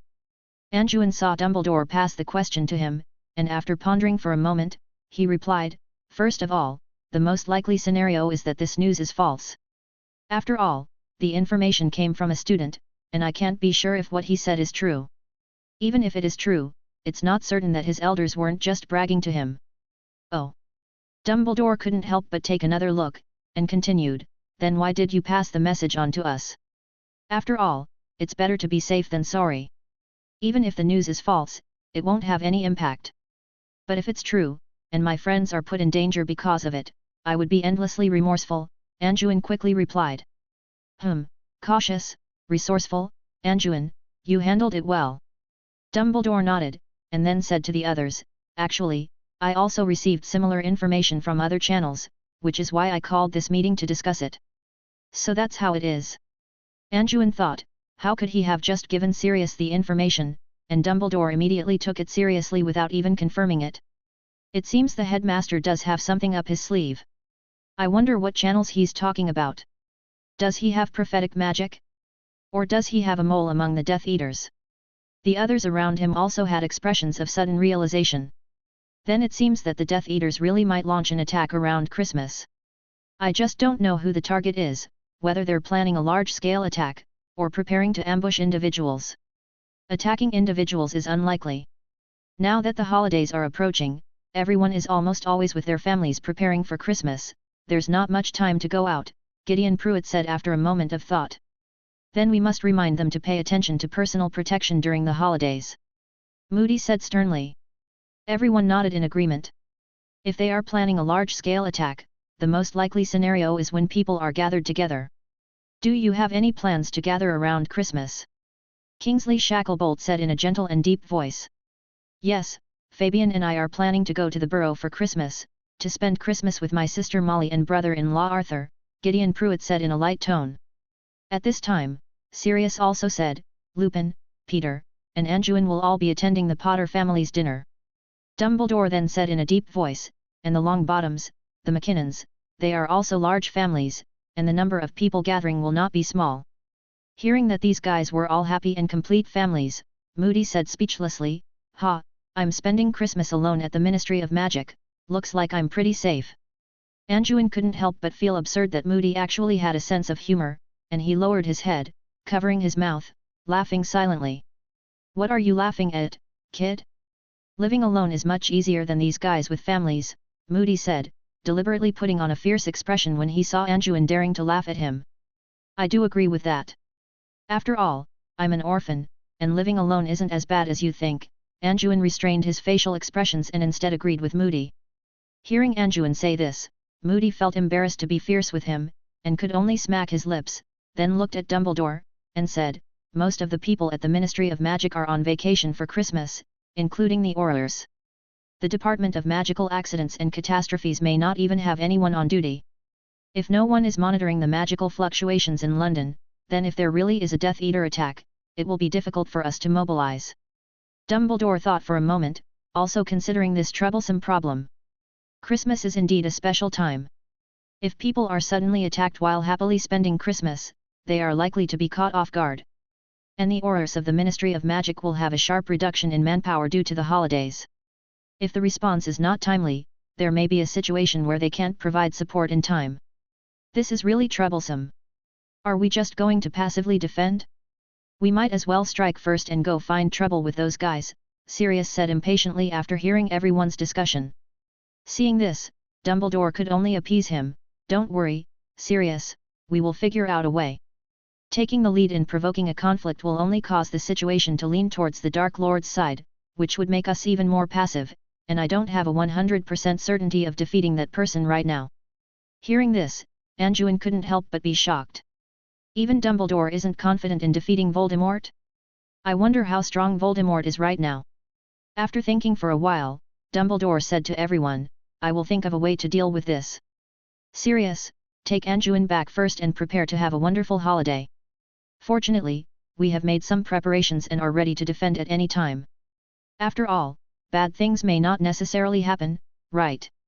Seeing Dumbledore say this, Sirius could only scratch his head irritably and led Anjuin out of the basement. The remaining 5 people were still discussing countermeasures in the basement. Dumbledore, do you have any guesses? Edgar Bones, as one of the founders of the Order of the Phoenix, knew Dumbledore very well, so he asked. Seeing Bones ask this, Dumbledore smiled and replied, yes, I received more information from another channel. I am now almost certain that the Death Eaters will definitely launch an attack at Christmas, but I still have some concerns. You mean? Mad-Eye Moody glanced thoughtfully at Sirius, who had left, as if he had thought of something. Dumbledore glanced at Moody and said, do you know why I only called a few of you here today? I suspect that someone in the Order of the Phoenix may be informing the Death Eaters. You know, the names and addresses of most of our members are kept secret, but the Death Eaters don't seem to worry about not being able to find our people at all. Hearing this, Gideon Pruitt asked in confusion, you mean, there's a traitor in our Order of the Phoenix? So you sent Sirius away in advance? Edgar Bones seemed to have thought of something as well, and asked. Could it be? Just as a guess flashed through everyone's minds, Dumbledore interrupted. I don't doubt Sirius's loyalty, but his personality is not suitable for keeping secrets, Dumbledore said slowly. Do you have a suspected target? I bet it's that Mundungus Fletcher. That guy does nothing all day long, all he knows is smuggling for money, Mad-Eye Moody said angrily, as if he had thought of something. Chapter 51. In the absence of evidence, it's best not to suspect others arbitrarily. What we should be thinking about now is how to handle what's about to happen. Dumbledore squinted his eyes, speaking as he thought. Kingsley Shacklebolt silently listened to everyone's guesses, then said, "What are your thoughts, Professor Dumbledore? The points we need to guard are too scattered, and the Ministry of Magic won't have many people available at that time." Dumbledore, as if he had figured something out, looked at Gideon Pruitt and said, "I will persuade the Longbottoms to spend Christmas with the Potters. I'll also ask Marlene what she thinks, perhaps spending Christmas together at the Burrow would be a good choice." Gideon Pruitt smiled and said gently, "I think Molly would warmly welcome them." "Well, that reduces the points we need to defend to 2, so we can even set up ambushes around them in advance. They better show up. If they dare make me stand in the cold all night for nothing, I won't let them off." Mad-Eye Moody chuckled. "That's good, but it's best not to explain the reasons for this arrangement in advance.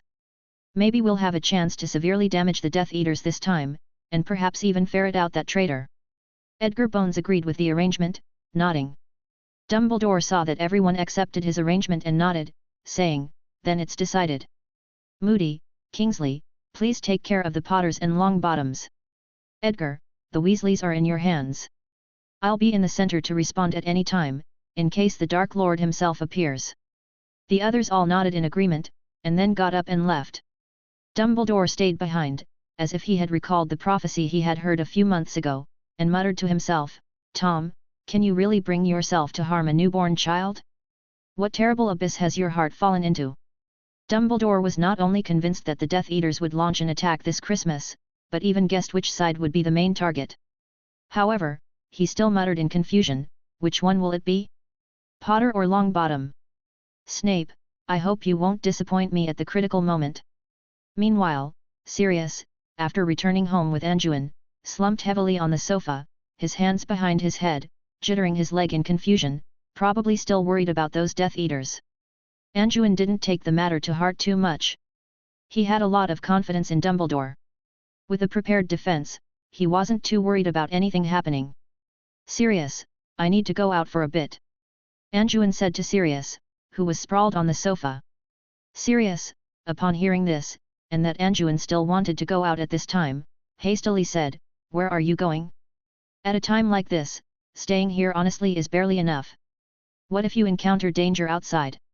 Anjuin rolled his eyes. Why was this guy so jumpy? He said, "I need to buy some Christmas presents.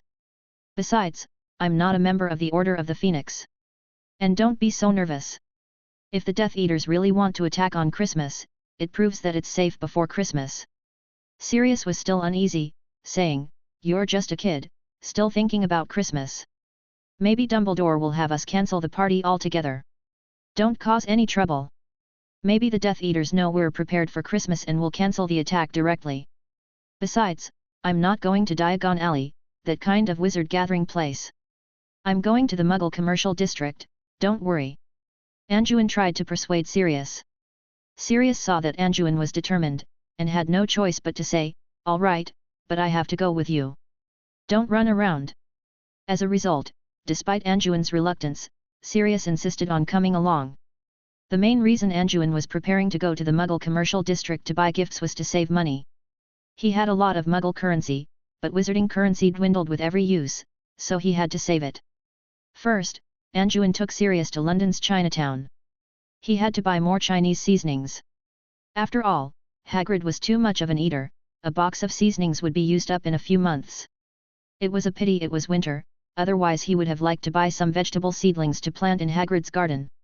He also bought a large copper pot, the kind used for old Beijing hot pot. Anjuin planned to find an opportunity to make hot pot, it would be too bad to not eat hot pot in the dead of winter. After that, they shopped for gifts in a nearby mall. Following Vivian's advice, he bought many children's storybooks, and also a delicate music box that would play beautiful lullabies when opened. A photo could also be placed on the inside of the music box lid. He also chose a brooch for Professor McGonagall, engraved with a lion, and a delicate mechanical clock for Professor Flitwick.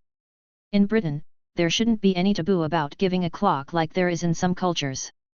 For Headmaster Slughorn, he bought a bottle of vintage whiskey. He knew the headmaster enjoyed indulgence very much. As for Hagrid, Anduin found a large copper cup engraved with various monsters.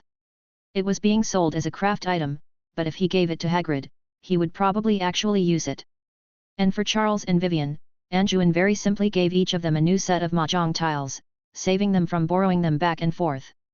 According to Vivian, the mahjong set he lent out often circulated between Slytherin and Gryffindor. As for Sirius, Anduin bought a phonograph on the spot, without even wrapping it, and prepared to take it back and use it directly. He also bought a lot of vinyl records. Anduin thought this was very suitable for Sirius. With his violent temper, it was necessary to occasionally use music to soothe his mood. At the same time, Anduin also bought a lot of greeting cards, wrapping paper, boxes, etc., preparing to package some cheering sweets to give to the other guests at the party. Anduin also purchased a set of formal attire and a set of regular suits for himself. Anduin found that bringing Sirius out was quite useful. It was great to have someone to help carry things. Sirius, annoyed, carried a large cardboard box full of gifts, grumbling as he accompanied Anduin out of the mall. In the following days, Anduin obediently stayed at Sirius's house. Sirius was either nowhere to be found or sprawled in the living room, or fiddling with the phonograph Anduin bought him like a scruffy bum. During this time, Anduin also asked Sirius about the secrets of communicating through the fireplace. It turned out that it was the same principle as flow powder, connecting the various fireplaces through the flow network. The fireplace in Sirius's house was specially opened to a small communication network belonging to the Order of the Phoenix. It couldn't be used to travel directly with flow powder, but it could be used for real-time communication. Chapter 52. Sirius, seeing Anduin's great interest, even gifted him application of connection runes as a Christmas present. The flow network's construction had many techniques that could be found in the book. Anduin felt like he had discovered a treasure after reading it. Recently, Anduin had been studying ancient runes, and this book offered a lot of content for him to practice and learn. So this is Snape. Anduin was flipping through one of Sirius's photo albums. Inside was a group photo from his year, not quite like a graduation photo, but more like one taken at some sort of event. That's right, this was taken at Professor Slughorn's Slug Club.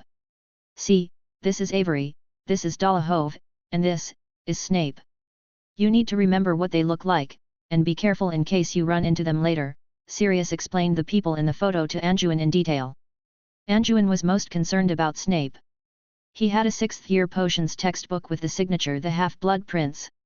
When he discovered the Sectum Sempra curse in it, Anduin was basically certain that the Half-Blood Prince was Snape. Moreover, judging from the notes in the book, Snape's potion skills must have been very strong. The Snape in the photo was very young, with black hair slightly longer than Anduin's current length, and his eyes were melancholic with a hint of calmness. It was hard to imagine what such a person would look like smiling. The next day, it was time for the Christmas dinner. Anduin wore light grey slim-fitting trousers, a French dark blue shirt, and a silver grey short velvet waistcoat. He wore a narrow tie with bright silver and black stripes at the collar, and a similarly light grey tight-fitting long velvet coat. He also carefully styled his hair.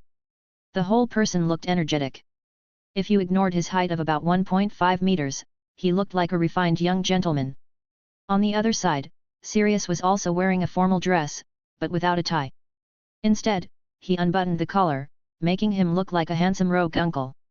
So you're telling me that going to the party involves riding on your broken motorcycle?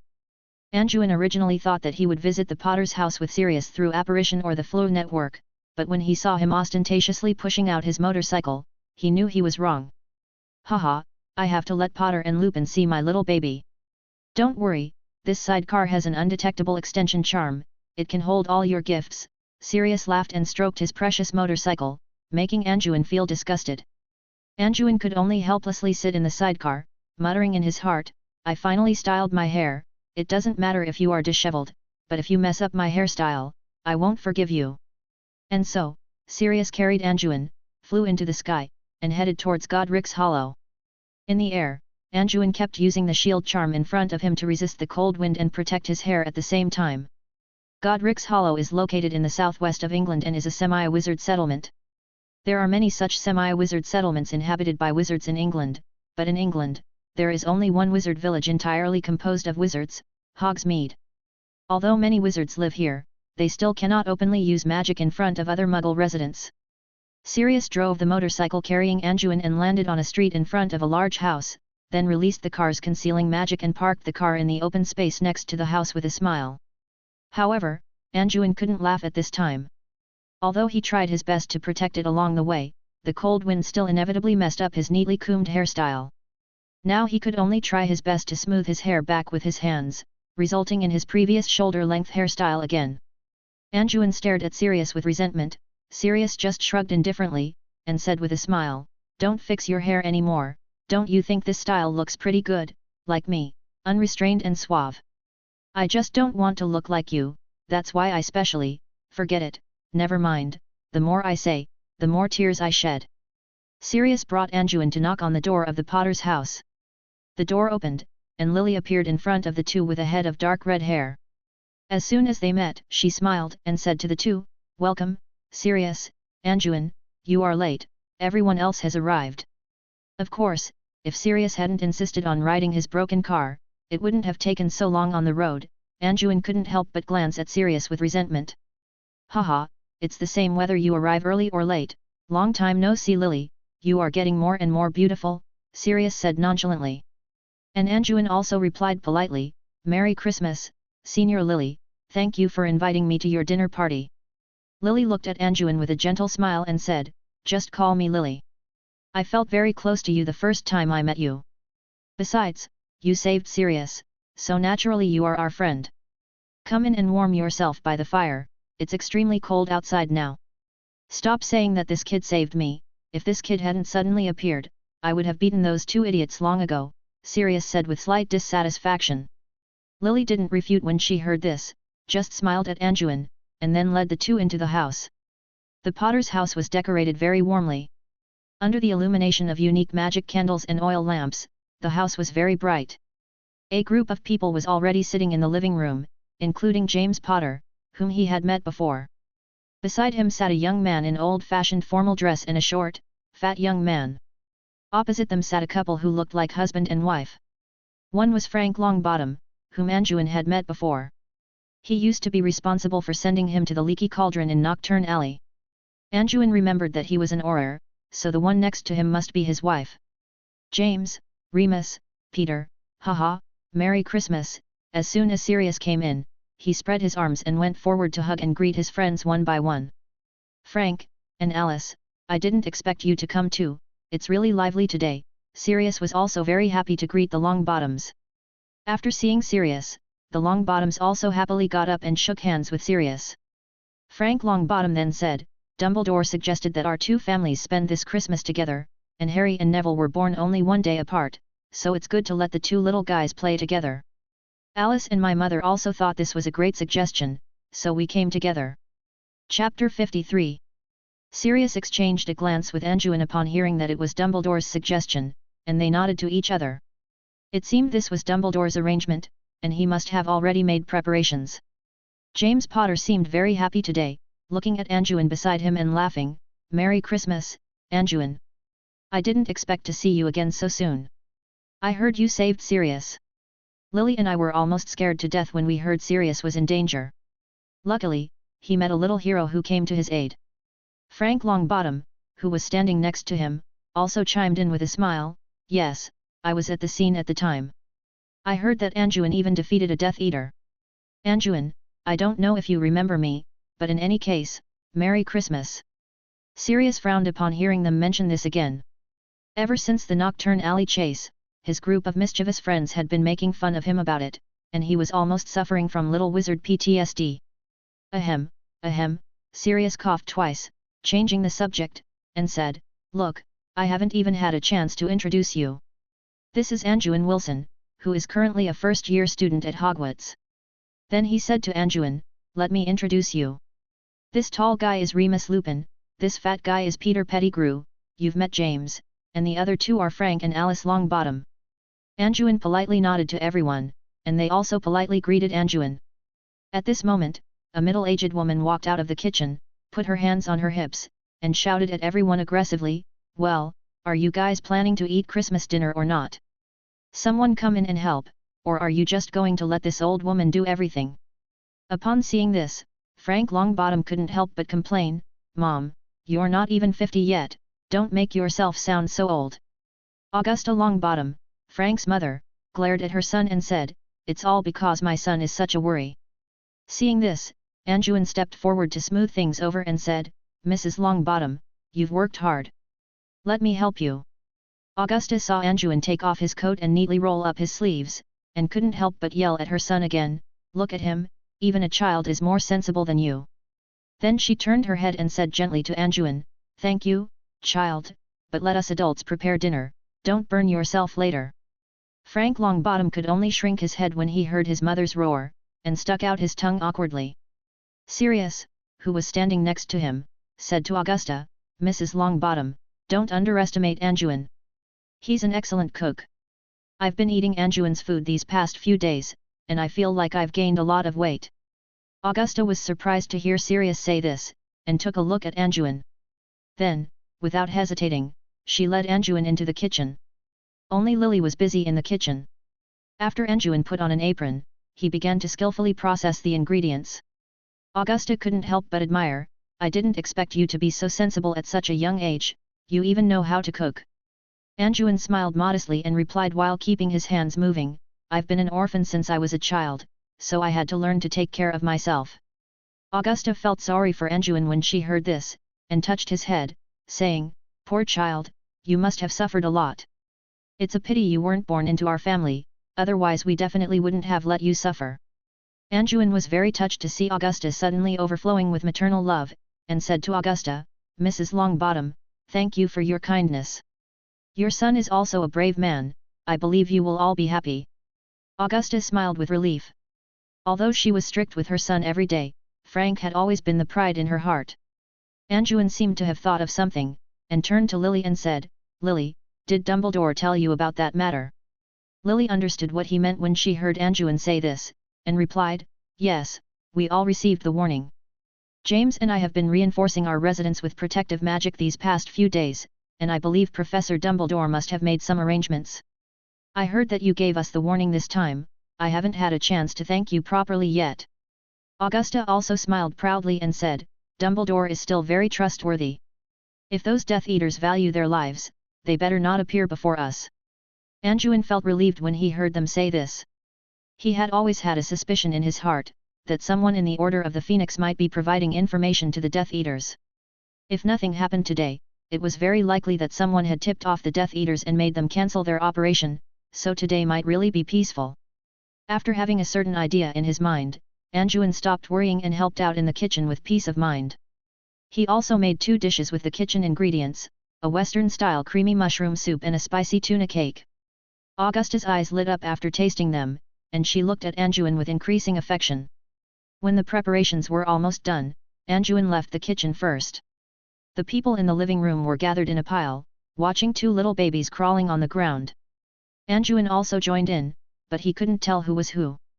A group of evil adults put them on the carpet, trying to get the 2 children to try racing, or rather, crawling, but the 2 young wizards didn't give them any face at all. One crawled 2 steps and then sat up to suck on his hand, the other went left for a while and right for a while, and finally crawled back. One of them is Harry, who defeated Voldemort. When he was a child, he didn't seem to be anything special.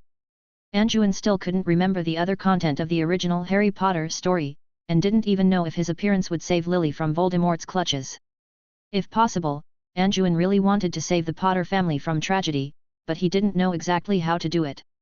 Was it because he accidentally gave Voldemort a chance to attack? Or was there some other reason? Anjuin suddenly had the idea of learning memory magic. Of course, the premise was that learning memory magic could deepen his memories of his previous life, so that he wouldn't slowly forget them. But in this life, after he finished reading Grimm's fairy tales, he realized that he seemed to have read them in his previous life. Not to mention the original Harry Potter story, which he only had some impressions of. And Anjuin also discovered that as he stayed in this world longer and longer, many memories of his previous life were slowly fading. So Anjuin had written many diaries in Chinese characters when he was in the orphanage, including many boxing manuals, recipes, etc., but there were no records of film and television works at all. Chapter 54. While Anjuin was still feeling troubled, the group of onlookers seemed to have had enough fun. Sirius saw Anjuin come out, and holding a child, he said to him with a smile, "Hey, take a look, this is my godson, Harry. Read." Then he brought Harry closer to Anjuin and said to the clueless Harry, "Hey, Harry, this is Anjuin in front of you. You must remember this in the future, and don't be as vain as this guy." The mischievous Sirius held Harry, saying things that deserved a beating, not caring whether little Harry could understand him or not. Anjuin couldn't help but roll his eyes, looking at the ignorant Harry. He also took Harry's hand, teasing him and saying, "Hey, little Harry, your godfather looks annoying, but he's actually even more annoying. Don't be as sloppy as him in the future." Sirius immediately became unhappy when he heard this, took Harry away from Anjuin, and said, "What are you doing? Don't teach my little Harry bad things." When holding Harry, Sirius didn't look like his usual carefree self at all, but was full of love. One would think he was his own son. Anjuin played with Sirius and little Harry for a while, then James called out to Sirius, looking for him for something. Sirius handed Harry over to Anjuin and went to find James. Anjuin held little Harry, looking at the little guy who was still sucking on his hand, unable to see any resemblance to the savior. After a while, Sirius came back and said, "Anjuin, James suggested that we take a group photo together, come over here." Anjuin agreed, holding Harry and went to the fireplace. James and Lupin had already moved the furniture in the living room away. Alice Longbottom also called Lily and Augusta out of the kitchen. Several people stood in a row. James and his wife and the Longbottoms stood in the middle. Sirius, Lupin, and Peter stood on James's side. Augusta stood on the other side. In order to make the photo symmetrical, Anjuin stood next to Augusta. Soon James adjusted the camera and signaled everyone to smile at the camera. Soon the camera in front of everyone flashed. But after taking the photo, Anjuin felt something was wrong, and looked down at his arms. It turned out that Harry was still being held by him. Everyone was busy taking pictures and forgot to let Lily and James hold Harry. Similarly, little Neville was not held in the arms of the Longbottoms, but was held by his grandmother Augusta. The group photo was taken in such a muddle. "I say, did you guys forget something when taking the photo just now? Are you two not even taking care of your own children?"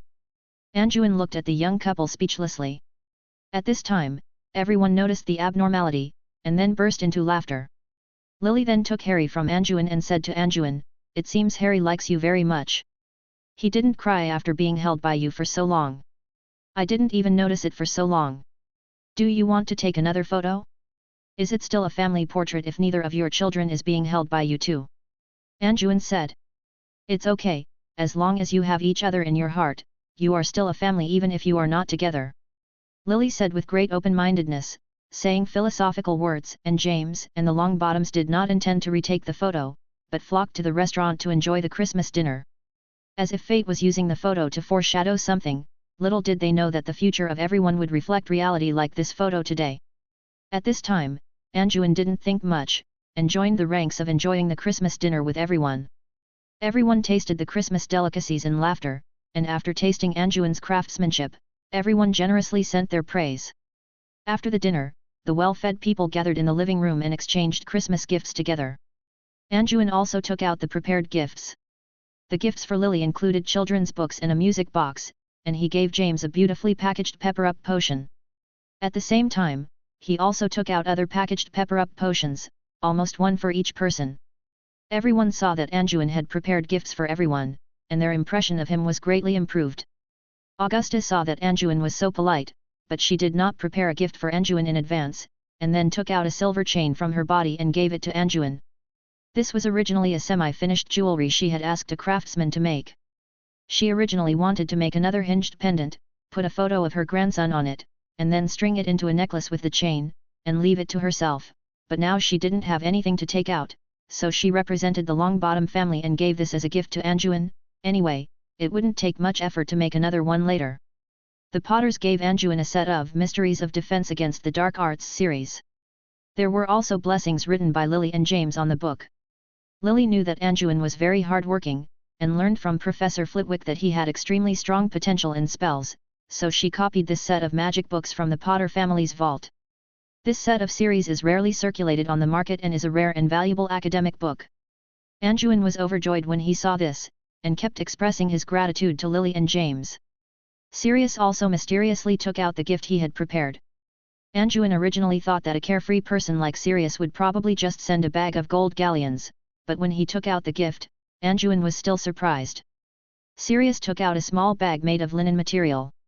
Anjuin took it and found that it was an alchemical item with an undetectable extension charm applied to it. There were about 3 or 4 square meters of space inside, which was a very good space item. How about it? This thing is not bad, right? The effective time limit of this magic bag is about 4 or 5 years, which is basically enough for you to use until graduation. I saw you holding so many things that day, and I thought about what to give you. Sirius said to Anjuin triumphantly. Anjuin was also very excited to receive this surprise. He had also thought about whether to buy a space item before. After all, he often had to prepare a lot of luggage when traveling, but he knew that an undetectable extension item with a magic shelf life of only 1 or 2 years would cost 20 or 30 gold galleons. After hesitating for a while, he still hadn't decided whether to buy it. He didn't expect Sirius to be so considerate. For a while, Anjuin rarely didn't ridicule Sirius, but instead said a lot of good things to him, and Sirius laughed triumphantly. In this way, everyone was immersed in laughter. I guess the Death Eaters won't show up today. I don't know how the Weasleys are doing. Sirius whispered beside Anjuin. It seemed that although he was having a lot of fun before, he was always on guard. Chapter 55. Suddenly, a piercing alarm sounded, dragging everyone out of their gathering. Damn it, are you a jinx? It's here as soon as you say it. As soon as Anjuin heard the alarm, he knew something was wrong. The people in the house reacted quickly, probably because they were prepared. They quickly drew their wands. James said loudly, "Follow the plan. Lily, Alice, Augusta, you few stay inside and guard the children. The rest of us will go out to fight the enemy." Frank warned Dumbledore and the Aurors. James had only spoken halfway when a loud rumble sounded outside. It seemed the house's defensive magic had been activated, and the Death Eaters outside were attacking the cottage. Frank Longbottom waved his wand, and a silver-white ferret shot out from the tip. Then, Frank muttered a few words to the ferret, and the summoned creature quickly darted out and through the wall. Is that a patroness? What else can it do? Anjuin, standing to the side, actually had time to think about this. The others also acted quickly. All the gentlemen drew their wands and rushed out. Anjuin could only see a bunch of red, yellow, blue, and green magical flashes reflected from the windows. Lily also reacted quickly, handing Harry to Anjuin and saying to the others, "Follow me." Anjuin knew this wasn't the time to be stubborn. He followed Lily closely, and then the group followed her around to the basement. Lily pushed open a door and led them inside. The room looked like a storage room, with shelves filled with items all around. After Lily led everyone into the room, she immediately walked to a wall and tapped a few bricks with her wand. Then, Anjuin felt a magical fluctuation spread out from the bricks Lily tapped, along the wall. This is a safe house. Once the protective magic is activated, it will be difficult to open from the outside. Support should arrive soon, so don't worry, Lily said with a relaxed expression after performing a series of actions. Anjuin, holding little Harry, felt a little relieved after hearing Lily's words. Augusta, holding Neville, was very calm. She looked at Anjuin and said, "Don't worry, we're well prepared. We'll make sure these insidious guys won't get away this time." So they were so well prepared. Anjuin had been worried about accidents, but seeing Lily's skillful actions, he was obviously prepared, which made him feel relieved.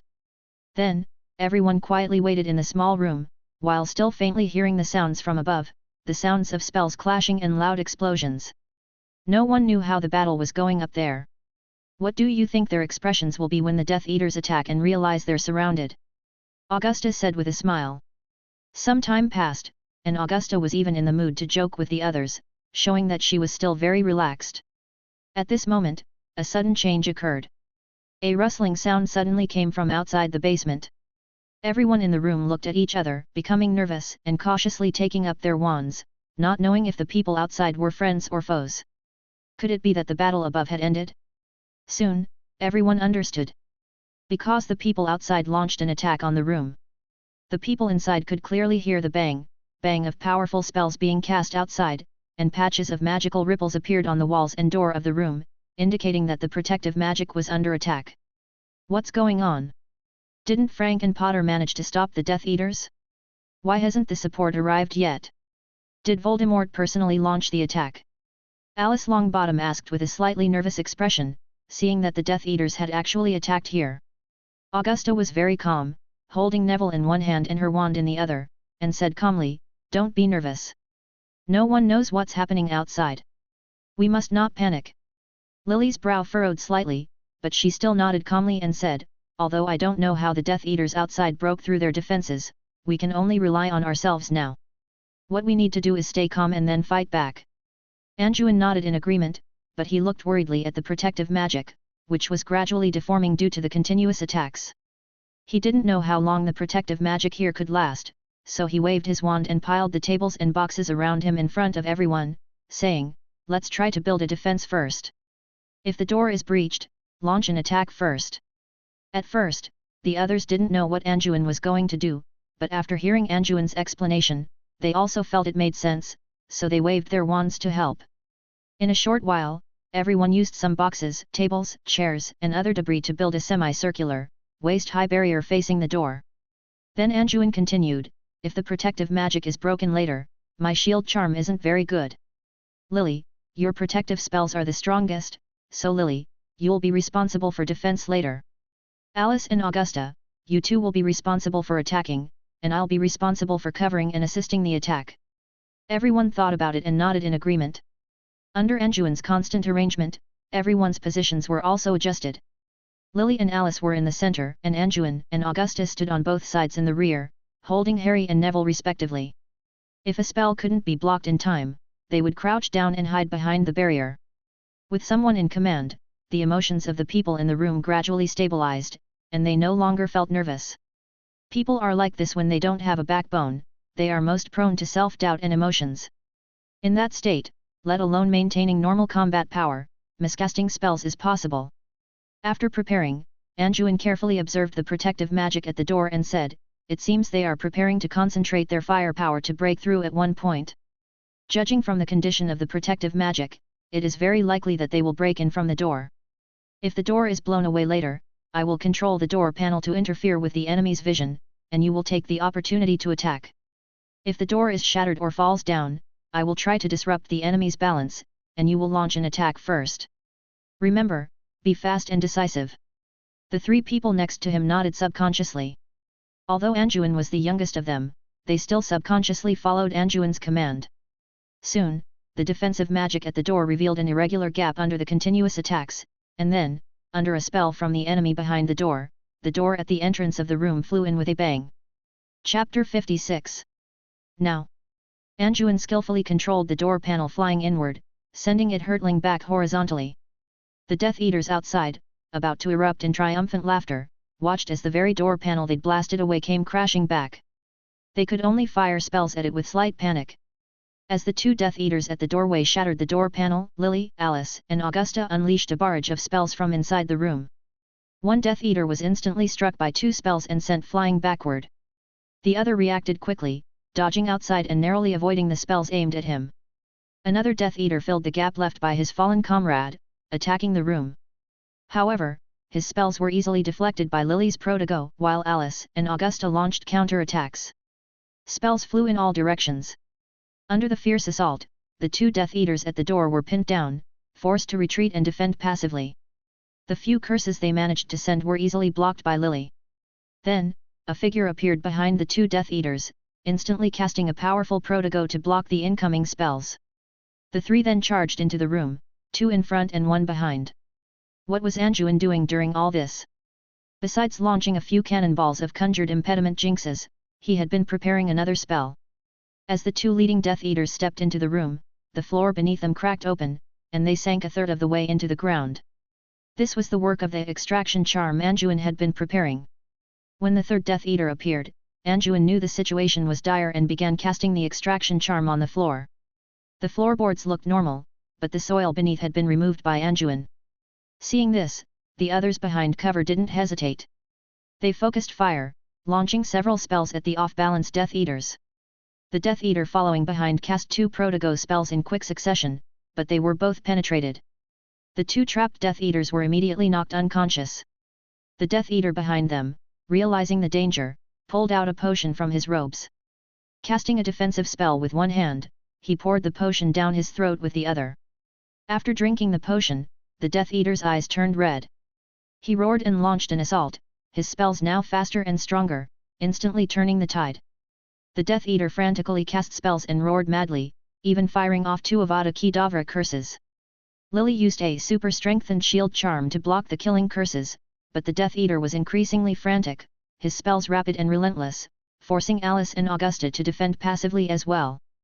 But just as the Death Eater was about to press forward, he seemed to run out of breath, clutching his throat with one hand and barely managing to cast spells with the other.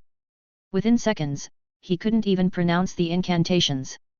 Quick, now! Anjuin struggled to maintain his spell, reminding the others when he could. Only then did they realize this was Anjuin's doing. They quickly combined their efforts and fired several spells, knocking the Death Eater to the ground. Finally, all the Death Eaters inside and outside the room were defeated, and no new Death Eaters arrived as reinforcements. Only then did Anjuin finally breathe a sigh of relief, lowering his wand. He had used the extraction charm on that Death Eater, but this time, instead of casting it on the ground, he had cast it on the air around the Death Eater. Anjuin had experimented on a rabbit Hagrid had caught, discovering that he couldn't cast the charm on a resisting living creature unless it was unresisting or inanimate. He had considered how to apply this charm in combat. One method was to target the enemy's ground, as before, using the extraction charm to remove the soil beneath, creating a trap or unbalancing them. The other method Anjuin envisioned was to remove the air in front of the enemy, causing them to have difficulty breathing, eventually leading to suffocation and shock.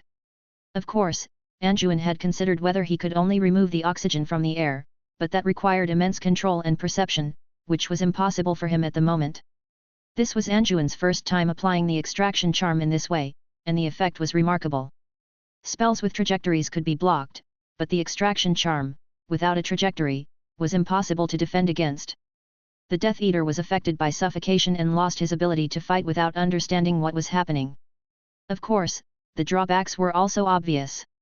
First, it required a strong sense of perception, or magical sensitivity, to sense and apply the spell to the air in front of the enemy.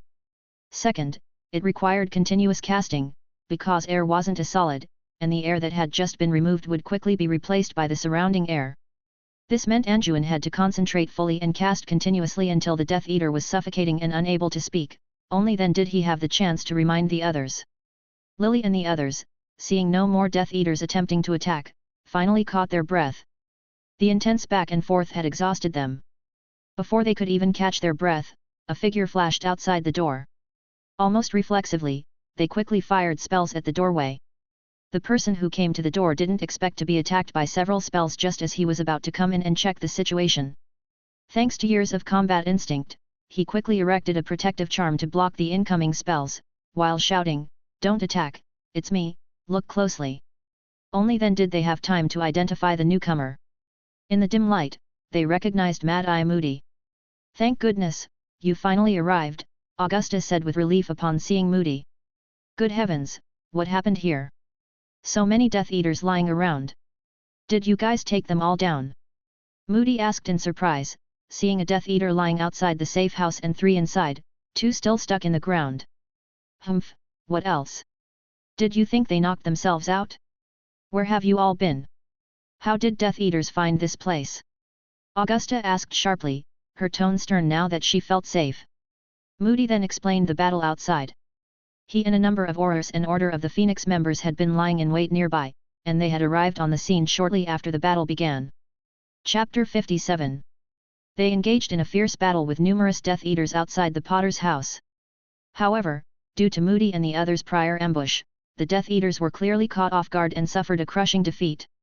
But then, he who must not be named appeared. Moody paused at this point. The Dark Lord. Voldemort showed up too. Augusta and Lily exclaimed in surprise. Moody nodded and continued, "Yes, just as the Death Eaters were being besieged, the Dark Lord arrived to support them. His magic was incredibly powerful, the kind you could feel even from a distance without him casting a spell. Soon after he appeared, he used fiend fire to summon a massive fire serpent, attempting to attack us. While we were busy parrying, Dumbledore appeared. We had arranged beforehand that he would be on guard against the Dark Lord, so when Voldemort showed up, Dumbledore provided timely support. He used a powerful spell that looked like finite incantatum, directly dispelling the fiend fire and engaging Voldemort in battle. But the situation was chaotic, and everyone was scattered while dodging the Dark Lord's spells, including the Death Eaters. We didn't dare gather around Dumbledore, fearing it would affect his fight, so we had to fight our own battles. Then, Moody glanced at the Death Eaters lying on the ground and continued, I guess that's when these guys sneaked in using disillusionment charms or invisibility cloaks. The situation was very chaotic, and everyone had their own battles to deal with, so we might have overlooked that. So, what's the situation now? What about Frank and the others? Are they all right? Alice Longbottom asked anxiously about her husband. Lily and Augusta also looked at Moody with nervous expressions. Don't worry, your husbands are fine. We fought for quite a while, and then the Death Eaters, seeing the situation was bad, retreated with the Dark Lord. Except for Sirius and Peter who suffered minor injuries, everyone else is unharmed. The Aurors, under Barty Crouch's command, are still restoring the scene and have to deal with the surrounding Muggles' memories. James and Frank are upstairs taking care of Sirius and Peter. They sent me down to inform you that the crisis is over.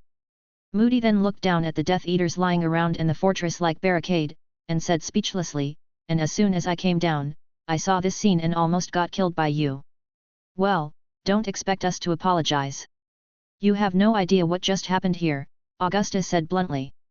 Moody couldn't help but curl his lip and shrug helplessly.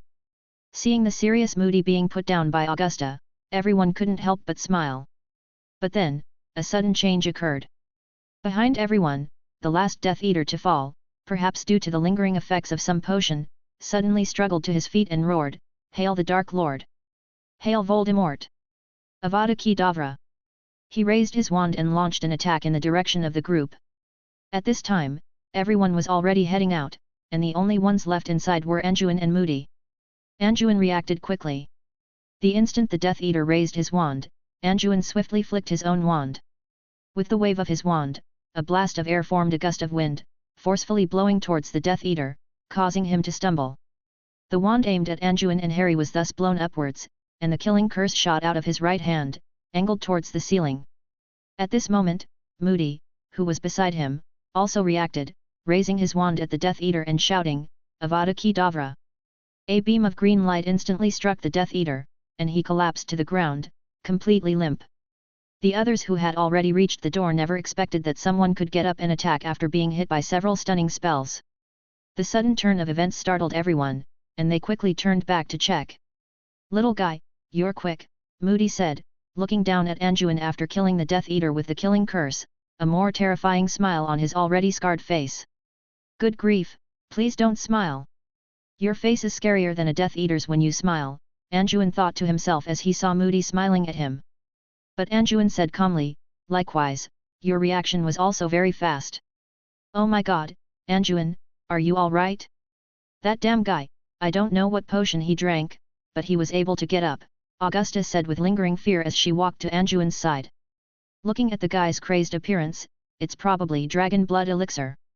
What a bunch of lunatics, daring to use even this forbidden potion, Moody said coldly as he stepped forward to examine the dead Death Eater. Anduin was also shaken. If he hadn't reacted quickly just now, he might have died here. It was a mistake not to disarm these people after the battle, leaving their wands lying on the ground. At this moment, as if also frightened, Harry in Anduin's arms started crying loudly, and Neville in Augusta's arms also burst into tears. These two little guys had been very quiet during the previous battle. Anduin had even forgotten their existence for a while. Now it was like a switch had been flipped, and they finally cried loudly. Anduin didn't know how to handle children, so he quickly handed Harry back to Lily. Thank you, Anduin, for taking care of Harry for me, Lily said, taking Harry with a loving look, and bowing her head to thank Anduin. During the previous battle, Lily was responsible for defending against all frontal attacks, and Anduin had been taking care of Harry the whole time. That crazy guy had almost hit Harry with the killing curse, and it was Anduin who reacted in time to save him. Lily didn't know how to thank Anduin at this moment. You're welcome, Lily, we're friends, it's all natural, Anduin said politely, stretching out his left arm, which had become a little numb from holding Harry. All right, you guys go upstairs quickly, I'll take care of things here, go find your husbands, Moody said, collecting the wands of the unconscious Death Eaters while speaking to them. Lily and the others, along with Anduin, nodded and began to walk out. Mad-Eye Moody, left in place, first used a levitation charm to lift the two Death Eaters trapped in the ground, then dragged the Death Eater who had fainted outside into the house, placing the four side by side. Seeing one of the Death Eaters showing signs of waking up, he casually added another stunning spell. Chapter 58. Come on, let me see who this mad dog is, Moody muttered to himself, removing the mask from the Death Eater he had killed. So it's Evan Rosier, should have known it was him. Didn't expect the Dark Lord to corrupt him so deeply. Seems like he and Wilkes, who was taken down upstairs, were classmates. Deserved to die for resisting arrest. Moody grumbled as he dealt with the bodies, then suddenly thought of something else, muttering to himself, speaking of which, that young wizard Anjuin, was that wandless magic? And they've taken down more Death Eaters here than on the front lines. Quite a remarkable bunch. Meanwhile, the group that had gone above ground had just returned to the main hall. The front door of the house and the walls inside were riddled with holes, showing signs of intense fighting. Many Aurors and Order of the Phoenix members were helping with repairs, while on the other side of the hall, a crowd was gathered around Sirius Black and Peter Pettigrew. James. Frank. Lily and Alice each embraced their husbands as they approached with their children. Lily, thank God, we won. You wouldn't believe what we just went through. James and the others seemed unaware that Death Eaters had infiltrated the underground safe house, embracing Lily with lingering fear. The gathered crowd turned to greet the returning group.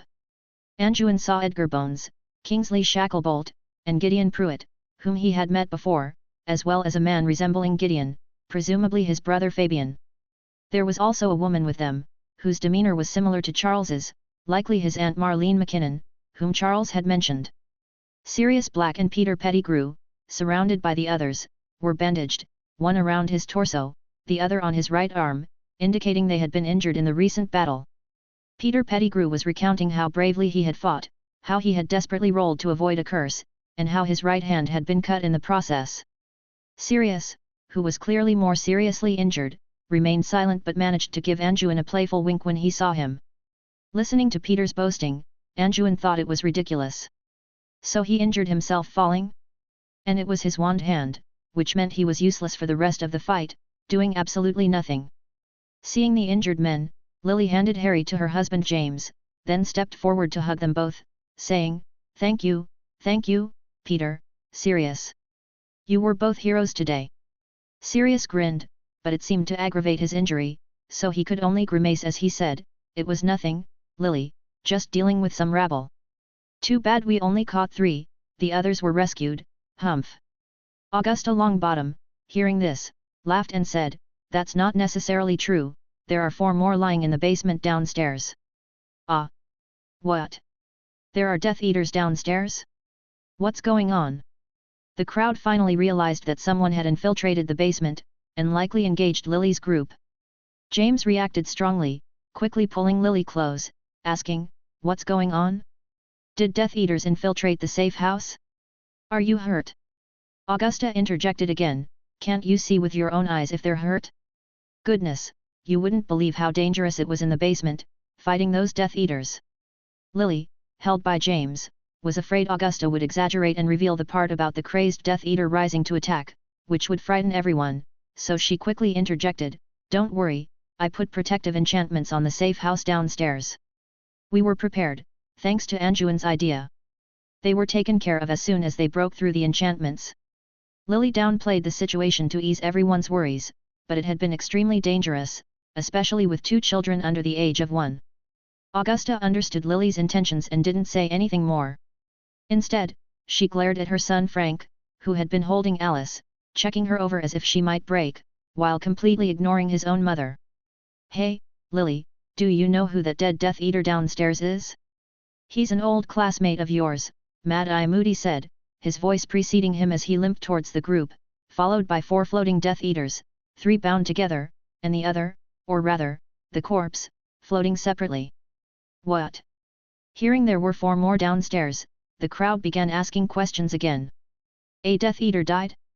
What exactly happened in the safe house? Did you kill him, Lily? James asked Lily anxiously. Moody, who had just come up, laughed loudly, I killed that one. It was quite a close call. If it weren't for Anjuin's quick reaction, that guy who drank the blood potion, his killing curse might have hit your precious son. James gasped and looked at Lily with questioning eyes. Just then, 3 people walked in from outside: Dumbledore, a middle-aged man with a mustache, and a stern-looking middle-aged woman. Moody nodded to greet them: Dumbledore, Minister Bagnold, Director Crouch. Seeing the Minister of Magic and the head of the Department of Magical Law Enforcement entering with Dumbledore, everyone greeted them. Minister Millicent Bagnold, addressing the crowd in a slow, gentle tone, said, "Thank you all for your hard work today. Tonight is a victory for us against the Death Eaters. We killed 2 on the spot and formally arrested 1 Death Eater." Moody chuckled: "Minister, tonight's haul is more than that. 1 more was killed, and 3 Death Eaters were arrested." Only then did Millicent Bagnold notice the 4 figures lying at Moody's feet, exclaiming in surprise, "There were survivors." Barty Crouch, standing beside the minister, stared in astonishment at the 4 figures, and upon recognizing one of them, exclaimed, "This is Evan Rosier." Chapter 59. Dumbledore, seeing this scene, looked at everyone with slight surprise. Noticing that their gazes were directed at Lily and Augusta, he smiled and said, "It seems that some of you have experienced quite a few wonderful adventures that we don't know about. Madam Longbottom, would you be willing to share your adventure stories with us?" Augusta, hearing Dumbledore's question, couldn't help but glance at Lily.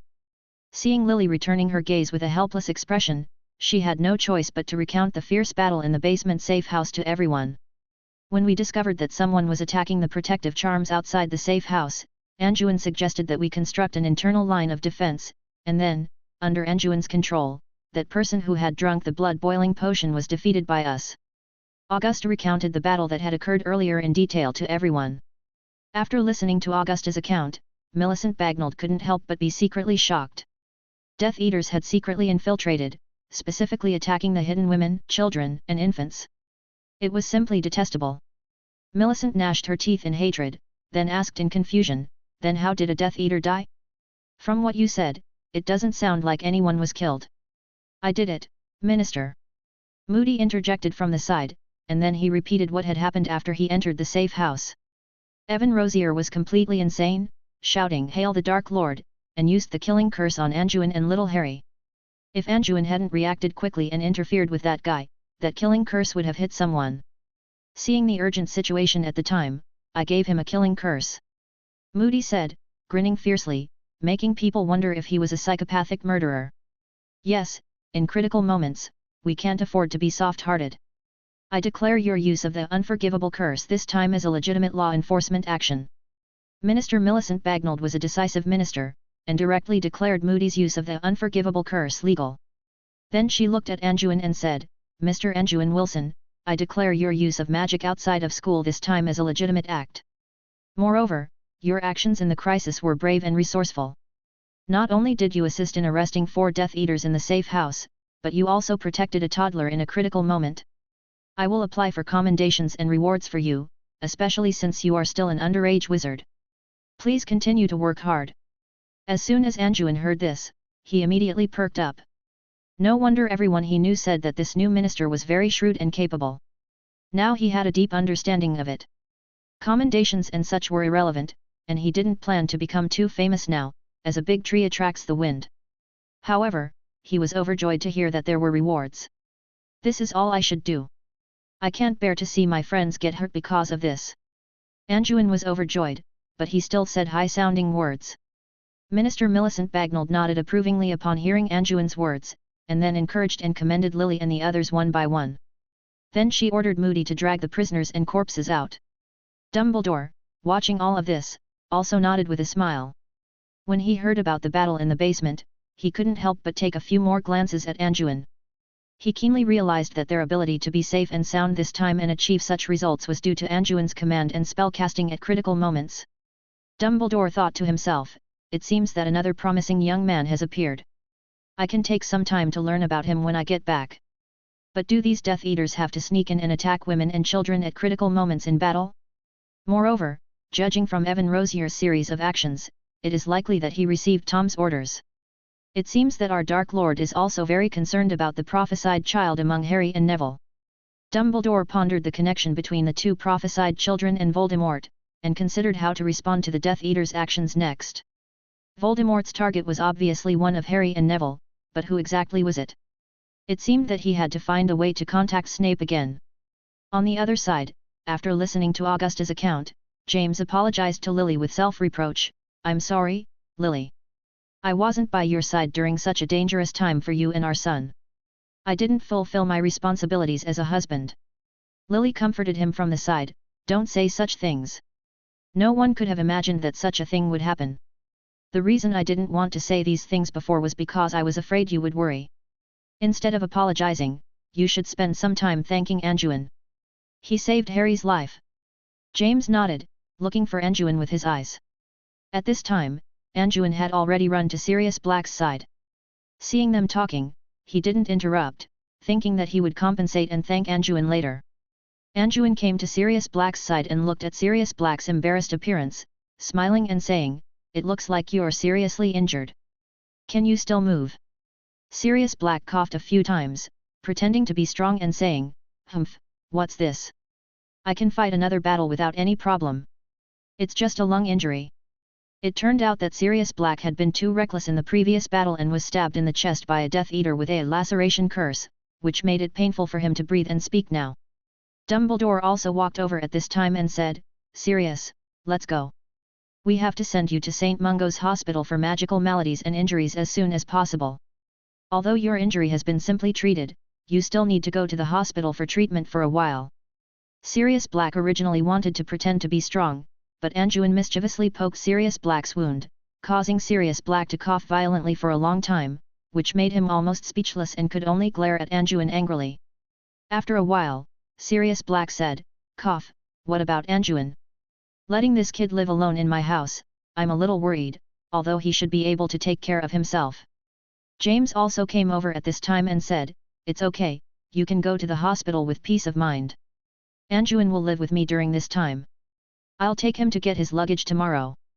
Seeing this, Sirius Black nodded helplessly, glared at Anjuin again and said, "Kid, don't show off like you did today, or you'll fall sooner or later." Anjuin saw that Sirius Black was so injured and still worried about others, and said, "If you want to talk about showing off, no one is as good as you. You've made yourself look like this." Then he turned to look at Headmaster Dumbledore and said, "Professor, can I ask you for a favor?" Chapter 60. Dumbledore raised his eyebrows and said, "Please speak, Mr. Wilson. For today's hero, I think I have no reason to refuse. Read." Upon hearing Dumbledore praise him so highly, Anjuin smiled awkwardly and said, "It's like this, I just heard Minister Bagnold say he wants to give me an award, and I was wondering if it could not be announced publicly. After all, I don't really like being in the limelight, and it wouldn't be good if I became too famous." Hearing Anjuin say this, Dumbledore understood what he meant, and recalling that Anjuin was a member of Slytherin House, he understood. Then Dumbledore said to Anjuin, "I understand your meaning, I will ask Minister Bagnold not to announce you in public and in the media. Maybe I can also ask Minister Bagnold to change your award into more material rewards, how about that suggestion?" As soon as Anjuin heard Dumbledore say this, he laughed happily and said, "Thank you, Headmaster Dumbledore." Immediately afterwards, Dumbledore left with Sirius and Peter. Before leaving, Sirius told James to take good care of his precious motorcycle. Seeing that this guy was injured like this, but still thinking about his broken car, Anjuin could only roll his eyes speechlessly. Then, after a while, the Aurors also finished the restoration and memory deletion work in Godric's Hollow. The destroyed part of Lily's house was also repaired by everyone with the repairing charm. The Aurors and Phoenix members also bid farewell one after another. The Longbottom couple and old Mrs. Longbottom, who had experienced the basement battle together, also said goodbye to Lily and Anjuin. Augusta also extended an invitation to Anjuin, asking him to visit her when he had time, and Anjuin gladly accepted 6-9. Soon, only the Potter couple, little Harry and Anjuin were left in the Potter house. "Anjuin, you've worked hard today. Thank you for everything you've done today. I'll take you to the guest room, stay here and have a good rest tonight," James said to Anjuin with a smile. After experiencing everything today, he also recognized this young wizard friend. James had originally hesitated about Sirius inviting Anjuin to the Christmas dinner, after all, they were not relatives, and he was a Slytherin, but Lily seemed to have a good impression of this muggle-born teenager, so James didn't say anything. However, after tonight, he was very impressed and admired Anjuin's courage and wit in times of crisis. Anjuin looked at the increasingly empty house, and nodded to James and said, "Okay, Then I'll trouble you. Don't say that, you are our friend, and after tonight you have become our comrade in arms and benefactor. You can stay here with peace of mind, we will always open our doors for you, James said to Anjuin with a hearty laugh, and Lily, holding little Harry, also nodded to Anjuin with a smile. In this way, Anjuin spent the rest of the Christmas holiday peacefully at the Potter's house. On the other side, after sending Sirius to St. Mungo's Hospital for magical maladies and injuries, Dumbledore did not return directly to Hogwarts, but came alone to a hill deep in the Forbidden Forest next to Hogwarts, seemingly waiting for someone. Dumbledore didn't wait long. Soon, a figure appeared in front of Dumbledore through apparition. It was a Death Eater. The man gently took off his mask, revealing a gloomy face. It seems Tom believed that prophecy.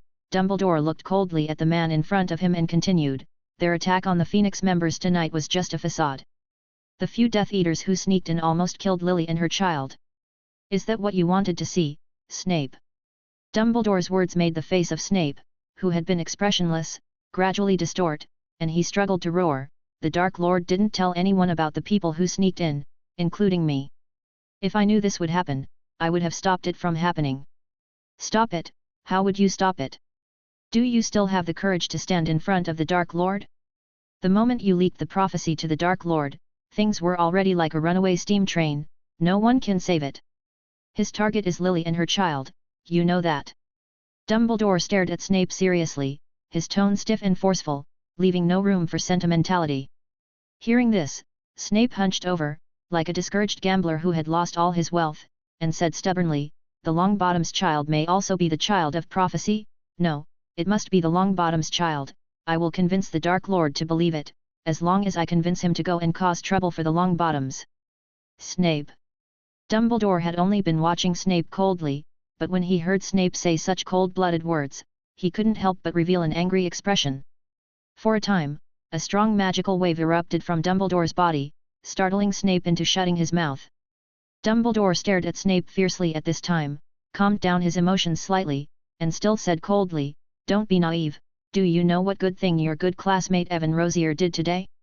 He not only sneaked into the Potter's house, but even drank the blood-boiling potion at the cost of forever becoming a madman, wanting to kill Lily and her child before he died. If it wasn't for Anjuin, the boy who escaped from you before, reacting quickly, you might have had to say goodbye to Lily today, and his behavior today also made me understand one thing, Tom's target has always been very clear. In fact, Anjuin saved himself at the scene, or rather, saved himself and little Harry, but Dumbledore had no psychological burden to conceal this part of the truth. No.